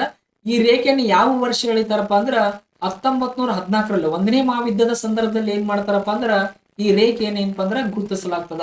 ಆದ್ರೆ ಈ ರೇಖೆ ಏನ್ ಮಾಡಿದಪ್ಪ ಅಂದ್ರ ಚೀನಾ ಒಪ್ಕೊಂಡಿಲ್ಲ. ಆದ್ರೆ ಭಾರತ ಏನ್ ಮಾಡಿದಪ್ಪ ಅಂದ್ರೆ ಒಪ್ಪಿಕೊಂಡದ್ರಿ. ಇದೊಂದು ಇಂಪಾರ್ಟೆಂಟ್. ಮ್ಯಾಕ್ ಮೋಹನ್ ರೇಖೆ ಏನದಲ್ಲ ಚೀನಾ ಒಪ್ಕೊಂಡಿಲ್ಲ, ಭಾರತ ಏನ್ ಮಾಡಿದಪ್ಪ ಅಂದ್ರೆ ಒಪ್ಕೊಂಡದ್ರಿ. ಇನ್ನ ಚೀನಾ 1962ರಲ್ಲಿ ಏನಾಗ್ತದಪ್ಪ ಅಂದ್ರ ಪೂರ್ವ ಲಡಾಖ್ ಅಂದ್ರೆ ಅಕ್ಸೈ ಚೀನ್ ಪ್ರದೇಶದ ಮೇಲೆ ದಾಳಿ ಮಾಡಿ ಅದನ್ನ ಏನ್ ಮಾಡ್ತದಪ್ಪ ಅಂದ್ರ ವಶಪಡಿಸಿಕೊಳ್ತದ. ಎಷ್ಟು ಭೂ ಪ್ರದೇಶವನ್ನು ವಶಪಡಿಸಿಕೊಂಡಿದಪ್ಪ ಅಂದ್ರ 14,671 ಚದರ ಕಿಲೋಮೀಟರ್ ಭೂ ಪ್ರದೇಶವನ್ನು ಏನಪ್ಪಾ ಅಂದ್ರ ಅದು ವಶಪಡಿಸಿಕೊಳ್ತದ್ರಿ. ಅದನ್ನ ಇಂದಿಗೂ ಸಹ ಏನಪ್ಪಾ ಅಂದ್ರ ತನ್ನ ಸ್ವಾಧೀನದಲ್ಲಿ ಏನಪ್ಪಾ ಅಂದ್ರ ಇಟ್ಟುಕೊಂಡದ. ಅದನ್ನೇ ಏನಪ್ಪಾ ಅಂದ್ರ ಮುಂದುವರ್ಸಿಕೊಂಡು ಏನಪ್ಪಾ ಅಂದ್ರ ಹೊಂಟದ. ಅದು ಯಾವ ರೀತಿ ಐತೆ ಅನ್ನೋದು ಏನಪ್ಪಾ ಅಂದ್ರೆ ನಿಮ್ಗೆ ಆಲ್ರೆಡಿ ಏನಪ್ಪಾ ಅಂದ್ರ ತೋರಿಸಿದೆ. ಅಷ್ಟೇ ಅಲ್ಲದೆ ಅರುಣಾಚಲ ಪ್ರದೇಶದಲ್ಲಿರುವಂತಹ ಸುಮಾರು 90,000 ಚದರ ಕಿಲೋಮೀಟರ್ ಭೂ ಪ್ರದೇಶ ಏನಪ್ಪಾ ಅಂದ್ರ ತನ್ನದಿಂದ ಏನಪ್ಪಾ ಅಂದ್ರ ಅದು ವಾದಿಸ್ತದ್ರಿ. ನೆಕ್ಸ್ಟ್ ಭಾರತ ಮತ್ತು ನೇಪಾಳದ ನಡುವಿನ ಏನಪ್ಪಾ ಅಂದ್ರ ಸಂಬಂಧ ಬರ್ತದ. ನೇಪಾಳ ಏನಾಗಿದಪ್ಪ ಅಂದ್ರೆ ಒಂದು ಲ್ಯಾಂಡ್ ಕಂಟ್ರಿ ಆಗ್ಯದ. ಹಿಮಾಲಯದ ಪರ್ವತ ಸರಣಿಯಲ್ಲಿರುವಂತ ಒಂದ್ ಏನಾಗಿದಪ್ಪ ಅಂದ್ರ ದೇಶವಾಗ್ಯದ. ಭಾರತ ಮತ್ತು ನೇಪಾಳದ ನಡುವೆ ಏನಾಗಿದಪ್ಪ ಅಂದ್ರ ಉತ್ತಮವಾದಂತ ಸ್ನೇಹ ಸಂಬಂಧ ಅದ. ಇಲ್ಲಿ ಬಹಳಷ್ಟು ಇಂಪಾರ್ಟೆಂಟ್ ಯಾವ್ದಪ್ಪ ಅಂದ್ರ ಇಲ್ಲ ನೋಡ್ರಿ. ಭಾರತವು 1971ರ ಇಂಡೋ ನೇಪಾಳ ಒಪ್ಪಂದದ ಪ್ರಕಾರ ಏನಪ್ಪಾ ಅಂದ್ರ ಸಹಿ ಹಾಕಿದ್ದು. ಈ ಒಪ್ಪಂದದ ಪ್ರಕಾರ ಏನಪ್ಪಾ ಅಂದ್ರ ಯಾವುದೇ ಒಂದು ಸುಂಕವನ್ನ ನೀಡದೆ ಎರಡೂ ರಾಷ್ಟ್ರಗಳು ಏನಪ್ಪಾ ಅಂದ್ರ ಸಾಮಗ್ರಿಗಳನ್ನ ಏನಪ್ಪಾ ಅಂದ್ರ ಸಾಗಿಸಲು ಏನಪ್ಪಾ ಅಂದ್ರ ಅವಕಾಶವನ್ನ ಏನಪ್ಪಾ ಅಂದ್ರ ಮಾಡಿಕೊಟ್ಟವ. ಇನ್ನ 1950ರಲ್ಲಿ ಏನಾಗಿದಪ್ಪ ಅಂದ್ರ ಸ್ನೇಹ ಮತ್ತು ಶಾಂತಿ ಒಪ್ಪಂದ ಏನಾಗಿದಪ್ಪ ಅಂದ್ರ ನಡೆದವ್ರು. ಇದು ಏನಪ್ಪಾ ಅಂದ್ರ ಇಂಪಾರ್ಟೆಂಟ್ ಆಗ್ತದ. ನಾಳೆ ಏನ್ ಮಾಡೋಣಪ್ಪ ಅಂದ್ರ ಭಾರತ ಮತ್ತು ಭೂತಾನ್ ದೇಶಗಳ ಬಗ್ಗೆ ಏನಪ್ಪಾ ಅಂದ್ರ ಡಿಸ್ಕಸ್ ಮಾಡೋಣ. ಇಲ್ಲಿವರೆಗೂ ಈ ಕ್ಲಾಸ್ನಲ್ಲಿ ಭಾಗವಹಿಸಿದಂತ ನಮಗೆಲ್ಲರಿಗೂ ಏನಪ್ಪ ಅಂದ್ರೆ ಹೃತ್ಪೂರ್ವಕವಾದ ಧನ್ಯವಾದಗಳು ಸ್ನೇಹಿತರೆ. ನಿಮಗೆ ಏನಾದರೂ ಡೌಟ್ಗಳಿದ್ರೆ ಏನಪ್ಪ ಅಂದ್ರೆ ಕೇಳಬಹುದ್ರಿ. ಹಿಮಾಲಯವನ್ನು ಏನಂತ ಕರೀತಾರಪ್ಪ ಅಂದ್ರ ಹಿಮಾಲಯ ಹಿರಿಯ ಪರ್ವತ ಶ್ರೇಣಿ ಅಂತ ಕರೀತಾರೆ. ಏನಂತ ಕರೀತಾರೆ ಇದನ್ನ? ಹಿರಿಯ ಪರ್ವತ ಶ್ರೇಣಿ ಅಂತ ಕರೀತಾರ. ಇದನ್ನ ಏನಪ್ಪಾ ಅಂದ್ರ ಪೊಲೀಸ್ ಕಾನ್ಸ್ಟೇಬಲ್ ಪರೀಕ್ಷೆಗೆ ಏನ್ ಮಾಡಿದಾನಪ್ಪ ಅಂದ್ರೆ ಕೇಳಿದನ್ರಿ ಇದನ್ನ. Thank you Murthy sir. Murthy sir ಆರಾಮಾಗಾದ್ರೆ ನೀವು ಏನು ಹೇಳಲಿಲ್ಲ. ಸಾಮಾನ್ಯ ಜ್ಞಾನ ಜೊತೆಗೆ ಸಮಾಜ ವಿಜ್ಞಾನದ ವಿಸ್ತೃತ ಮಾಹಿತಿ ನೀಡಿದ ನಮ್ಮ ತುಂಬ ಥ್ಯಾಂಕ್ ಯು ರೀ. ಥ್ಯಾಂಕ್ ಯು, ಎಲ್ಲರಿಗೂ ಧನ್ಯವಾದಗಳು. ನಿಮ್ಮ ಈ ಪ್ರೀತಿಗೆ ಏನಪ್ಪ ಅಂದ್ರ ನಾನು ಏನಪ್ಪ ಅಂದ್ರ ಸದಾಕಾಲ ಏನಪ್ಪ ಅಂದ್ರ ಆಭಾರಿ ಆಗಿರ್ತೀನಿ. ನಿಮ್ಮ ಪ್ರೀತಿ ಪ್ರೋತ್ಸಾಹ ಏನಪ್ಪ ಅಂದ್ರೆ ಹೀಗೆ ಸದಾ ಇರಲಿ. ನಾವು ನೀವು ಏನಪ್ಪ ಅಂದ್ರ ಇನ್ನು 2 ದಿನ ಆಗ್ಬೋದು ಅನಿಸ್ತದ. ಮೋಸ್ಟ್ಲಿ 2 ದಿನ ಆದ್ರ 7th ಬುಕ್ ಸಂಪೂರ್ಣವಾಗಿ ಏನಪ್ಪ ಅಂದ್ರ ಕ್ಲೋಸ್ ಆಗ್ತದ. ಇದು ಮೋಸ್ಟ್ಲಿ 53ನೇ ಕ್ಲಾಸ್ ಅನಿಸ್ತದ ಇದು. 50 ದಿನಗಳ ಕಾಲ ಏನಪ್ಪ ಅಂದ್ರ ನಾವು ನೀವು ಸಾಗಿದ್ವಿ.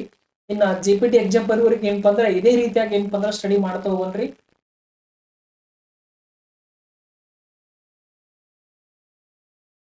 ಆರಾಮದೇರಿ? ಓಕೆ ರೀ. Thank you Vivek sir. ಏನು ಡೌಟ್ ಇಲ್ರಿ? ಏನು ಡೌಟ್ ಇಲ್ಲ ಅಂದ್ರೆ ಏನ್ ಮಾಡೋಣಪ್ಪ ಅಂದ್ರ ಲೈವ್ ಕ್ಲಾಸ್ ಏನಪ್ಪ ಅಂದ್ರ ಮುಗಿಸೋಣ್ರಿ. ರೈಟಿಂಗ್ಸ್ ಕ್ವಶನ್ಸ್ ನಿನ್ನೆ ಯಾವ್ದೊಂದು ಕ್ವಶನ್ಸ್ ಕೊಟ್ಟಿದ್ದೆ. ಇವತ್ತು ಏನಾಯ್ತಪ್ಪ ಅಂದ್ರ ನಿನ್ನೆ ಅವರು ಯಾರು ಮಾಲಿಗೌಡನವ್ರು ಏನ್ ಕಾಮೆಂಟ್ ಬಾಕ್ಸ್ ಗಳು ಹಾಕಿದ್ರಲ್ರಿ, ಅವ್ರಿಗೆ ಆನ್ಲೈನ್ ಕ್ಲಾಸ್ ಸೆಟ್ ಮಾಡಿ ಕೊಟ್ಟಿವತ್ತು. ಚಂತನ ಅಲ್ರಿ, ಸಾಯಂಕಾಲ ಅವ್ರು ಫೋನ್ ಹಚ್ಚಿದ್ರು, ಅವ್ರಿಗೆ ಆನ್ಲೈನ್ ಕ್ಲಾಸ್ ಸೆಟ್ ಮಾಡಿ ಕೊಟ್ರಿ. ಹಾಗಾಗಿ ಇವತ್ತು ರೈಟಿಂಗ್ ಕ್ವಶನ್ಸ್ ಏನಪ್ಪ ಅಂದ್ರೆ ಬರೆಯೋದು ಕಾಲ ಇಲ್ರಿ. ನಾಳೆಗೆ ಏನ್ ಮಾಡೋಣಪ್ಪ ಅಂದ್ರ ರೈಟಿಂಗ್ಸ್ ಕ್ವಶನ್ಸ್ ಏನಪ್ಪ ಅಂದ್ರೆ ಬರೋಣ. ಏನ್ ಕೊಟ್ಟಿದ್ದಪ್ಪ ಅಂದ್ರೆ ರೈಟಿಂಗ್ ಕ್ವಶನ್ಸ್ ಭಾರತ ಮತ್ತು ಪಾಕಿಸ್ತಾನ ನಡುವಿನ ಸಮಸ್ಯೆಗಳು, ಏನೇನ್ ಸಮಸ್ಯೆಗಳು ಅದೊಂದು ವಿವರಿಸಿ ಅನ್ನೋದು ಏನಪ್ಪ ಅಂದ್ರೆ ಪ್ರಶ್ನೆ ಕೊಟ್ಟಿತ್ತು. ನೀವು ಏನಪ್ಪ ಅಂದ್ರ ಬರೀರಿ. ಬರಗೆಸ್ ಏನು ಹೊಸದಾಗಿ ಯಾರು ಲೈವ್ ಕ್ಲಾಸಿಗೆ ಜಾಯಿನ್ ಆಗಿರ್ತಾರಲ್ಲ ಅವರು ಏನಪ್ಪ ಅಂದ್ರೆ ರೈಟಿಂಗ್ಸ್ ಏನದ ಪ್ರಾಕ್ಟೀಸ್ ಮಾಡ್ರಿ. ಯಾಕಂದ್ರೆ ನಮ್ಮ ನೇಮಕಾತಿಯಲ್ಲಿ ಏನಾಗ್ತದಪ್ಪ ಅಂದ್ರೆ ರೈಟಿಂಗ್ಸ್, GK ಪೇಪರ್, ನೆಕ್ಸ್ಟ್ ಇವು ಬಹಳಷ್ಟು ಏನಾಗ್ತವಪ್ಪ ಅಂದ್ರೆ ಮಹತ್ವದ ಪಾತ್ರ ಏನಪ್ಪ ಅಂದ್ರೆ ವಹಿಸ್ತವ್ರಿ. ಆರೋಗ್ಯ ಭಾಗ್ಯ. ಹಾಗಾಗಿ ಜಾಸ್ತಿ ಸ್ಟ್ರೆಸ್ ತಗೊಂಡು ಏನಪ್ಪ ಅಂದ್ರೆ ಓದೋದಕ್ಕೆ ಹೋಗ್ಬೇಡ್ರಿ. ಸೈನ್ಸ್ ಕ್ಲಾಸ್ ಡೌಟ್ ರೀ ಮೇಡಮ್ ರೇ. ಯಾಕಂದ್ರ ಸೋಷಿಯಲ್ ಸೈನ್ಸ್ ಒಂದು ಏನಪ್ಪ ಅಂದ್ರೆ ಕಂಪ್ಲೀಟ್ ಆಗಿ ಏನಪ್ಪ ಅಂದ್ರೆ ಮುಗಿಸ್ಕೊಡ್ತೀನಿ. ಸೈನ್ಸ್ ಯಾಕಪ್ಪ ಅಂದ್ರೆ ನಂಗೆ ಟೈಮ್ ಇಲ್ರಿ ಮಾಡೋದಕ್ಕೆ. ಸೈನ್ಸ್ ಮಾಡೋದಕ್ಕೆ ಏನಪ್ಪ ಅಂದ್ರೆ ಟೈಮ್ ಸಿಗಂಗಿಲ್ಲ. GK ಕ್ಲಾಸ್ಗಳನ್ನು ಮಾಡ್ತಿದ್ದೀವಿ. ಈಗ ಆಲ್ರೆಡಿ ಏನಪ್ಪ ಅಂದ್ರೆ ರೈಲ್ವೆ ಸಾರಿಗೆ ಸಂಬಂಧಪಟ್ಟಂತೆ ಎಲ್ಲಾ ನೋಟ್ಸ್ ಏನಪ್ಪ ಅಂದ್ರೆ ಕಂಪ್ಲೀಟ್ ಆಗಿ ಏನಪ್ಪ ಅಂದ್ರೆ ತಯಾರಾಗ್ಯದ್ರಿ. ಆದ್ರೆ ಈಗ GK ಕ್ಲಾಸ್ ಇತ್ತೀಚೆಗೆ ಏನಪ್ಪ ಅಂದ್ರೆ ಒಂದು ವಾರ ಗ್ಯಾಪ್ ಆಗಿದಾವ. ಯಾಕೆ ಗ್ಯಾಪ್ ಆಗಿದಾವಪ್ಪ ಅಂದ್ರೆ ಈ ಚುನಾವಣೆಗೆ ಸಂಬಂಧಪಟ್ಟಂತೆ ಏನಾಗಿದಪ್ಪ ಅಂದ್ರೆ SIR ಅಂತ ಬಂದಿದ್ದವ್ರಿ. ಅವನೇನಪ್ಪ ಅಂದ್ರೆ ಸರ್ವೆ ಮಾಡಾಕಂತೀವಿ. ಹಾಗಾಗಿ GK ಕ್ಲಾಸ್ ಏನಪ್ಪ ಅಂದ್ರೆ ಈಗ ಏನಾಗಿದಪ್ಪ ಅಂದ್ರೆ ಸ್ವಲ್ಪ ಸ್ಟಾಪ್ ಆಗ್ಯದ. ಮೋಸ್ಟ್ಲಿ ನಾಳೆಗೊಂದು ಕ್ಲಾಸ್ ಆಗ್ತದೆ. GK ರೈಲ್ವೆ ಸಾರಿಗೆ ಸಂಬಂಧಪಟ್ಟಂತೆ ನಾಳೆಗೊಂದು ಏನಪ್ಪ ಅಂದ್ರೆ ಕ್ಲಾಸ್ ಆಗ್ತದ. ಇನ್ಮೇಲೆ ಏನಪ್ಪ ಅಂದ್ರೆ ಕಂಟಿನ್ಯೂ ಆಗಿ ಏನಪ್ಪ ಅಂದ್ರೆ GK ಕ್ಲಾಸಸ್ಗಳು ಬರ್ತಾವ. ಮತ್ತೆ ಸಮಾಜ ವಿಜ್ಞಾನ ಪ್ರಶ್ನೋತ್ತರ ಸರಣಿ ಅದು ಏನಪ್ಪ ಅಂದ್ರೆ ನಿಂತಿತ್ತು. ಕಾರಣ ಏನಪ್ಪ ಅಂದ್ರೆ SIR ಸಲುವಾಗಿ ನಿಂತಿತ್ತು. ಅದು ರವಿವಾರ ದಿನ ಏನಪ್ಪ ಅಂದ್ರೆ ಒಂದು ಕ್ಲಾಸ್, ಅದಕ್ಕೂ ಏನಪ್ಪ ಅಂದ್ರೆ ಅರ್ಧ ನೋಟ್ಸ್ ರೆಡಿ ಆಗ್ಯದ, ಇನ್ನೂ ಅರ್ಧ ಅದ. ಅದನ್ನ ಟೈಪ್ ಮಾಡ್ಕೊಂಡು ಏನಪ್ಪ ಅಂದ್ರೆ ಸ್ಟಾರ್ಟ್ ಮಾಡ್ತೀನಿ. ಪೇಪರ್ 3 ಕನ್ನಡ ಅದ್ರಿ ಭಾಳ ಈಜಿ ಇರ್ತದ. ಅದ್ರ ಬಗ್ಗೆ ಜಾಸ್ತಿ ತಲೆ ಕಟ್ಸೋಬೇಡ್ರಿ ನೀವು. ಪೇಪರ್ 3 ಕನ್ನಡ ಇರ್ತದ, ಅದ್ರ ಬಗ್ಗೆ ಜಾಸ್ತಿ ತಲೆ ಕಟ್ಸೋಬೇಡ್ರಿ. ನೀವು ತಲೆ ಕಟ್ಸೋಬೇಕಾಗಿದ್ದು ಕಡಿಮೆ ಸಿಲೆಬಸ್ ಓದಿ ಹೆಚ್ಚಿಗೆ ಸ್ಕೋರ್ ಮಾಡೋದು ಯಾವ್ದಪ್ಪ ಅಂದ್ರೆ ನಿಮ್ಮ ಮೆಥಡ್ ಯಾವ್ದು ಇರ್ತದ, ನಿಮ್ಮ ಟೀಚಿಂಗ್ ಸಬ್ಜೆಕ್ಟ್ ಯಾವ್ದು ಇರ್ತದ ಅದನ್ನ ಏನಪ್ಪ ಅಂದ್ರೆ ಇದು ಏನಪ್ಪ ಅಂದ್ರೆ ಜಾಸ್ತಿ ಫೋಕಸ್ ಮಾಡ್ರಿ. ಅದನ್ನ ಬಿಟ್ರೆ GK ಅದ. GK ಏನಪ್ಪ ಅಂದ್ರೆ ಆಲ್ಮೋಸ್ಟ್ ಆಲ್ ಬಹಳಷ್ಟು ಸಬ್ಜೆಕ್ಟ್ ಅದ, ಅದನ್ನು ಓದಬೇಕು. ಹಂಗಂತ ಏನ್ ಬಿಡೋಂಗಿಲ್ಲ. ಸ್ವಲ್ಪ ಜಾಸ್ತಿ ಫೋಕಸ್ ಯಾವ ಕಡೆ ಮಾಡ್ರಪ್ಪ ಅಂದ್ರೆ ನಿಮ್ ಟೀಚಿಂಗ್ ಸಬ್ಜೆಕ್ಟ್ ಏನದ ಅದನ್ನ ಮಾಡ್ರಿ. ಯಾಕಂದ್ರೆ ಇಲ್ಲಿ ಕಡಿಮೆ ವಿಷಯ ಇರ್ತದ, ಹೆಚ್ಚಿಗೆ ಮಾರ್ಕ್ಸ್ ತೆಗಿಬಹುದು. ನೀವು ಮಿನಿಮಮ್ ಏನಿಲ್ಲ ಅಂದ್ರು 150ಕ್ಕ ಇಲ್ಲಿ ಒಂದು 90 ಮಾಡಿ ಇಲ್ಲೊಂದು 40 ಮಾಡಿದ್ರು ಸಾಕು. ಎಷ್ಟು ಆಗ್ಬಿಡ್ತಪ್ಪ ಅಂದ್ರೆ 130 ತನಕ ನೀವೇನ್ ಮಾಡ್ಬೋದಪ್ಪ ಅಂದ್ರೆ ಸ್ಕೋರ್ ತೆಗಿಬಹುದು. ಕಡಿಮೆ ಓದಿ ಹೆಚ್ಚು ಸ್ಕೋರ್ ಮಾಡುವಂತ ಸಬ್ಜೆಕ್ಟ್ ಯಾವ್ದಪ್ಪ ಅಂದ್ರೆ ನೀವು ಟೀಚಿಂಗ್ ಸಬ್ಜೆಕ್ಟ್ ರೀ. ಅದಕ್ಕೆ ಜಾಸ್ತಿ ಫೋಕಸ್ ಕೊಡ್ರಿ. ಇದಕ್ಕೆ ಜಾಸ್ತಿ ಫೋಕಸ್ ಮತ್ತೆ ಹೆಚ್ಚಿಗೆ ಮಾರ್ಕ್ಸ್ ತೆಗಿಬೇಕಾಯ್ತು ಅಂದ್ರೆ ರೈಟಿಂಗ್ ಪ್ರಾಕ್ಟೀಸ್ ಮಾಡ್ಲೇಬೇಕು ಕಂಪಲ್ಸರಿ. ಓಕೆ ರೀ. ಎಲ್ಲರಿಗೂ bye. All the best. Good night. Take care. Bye friends.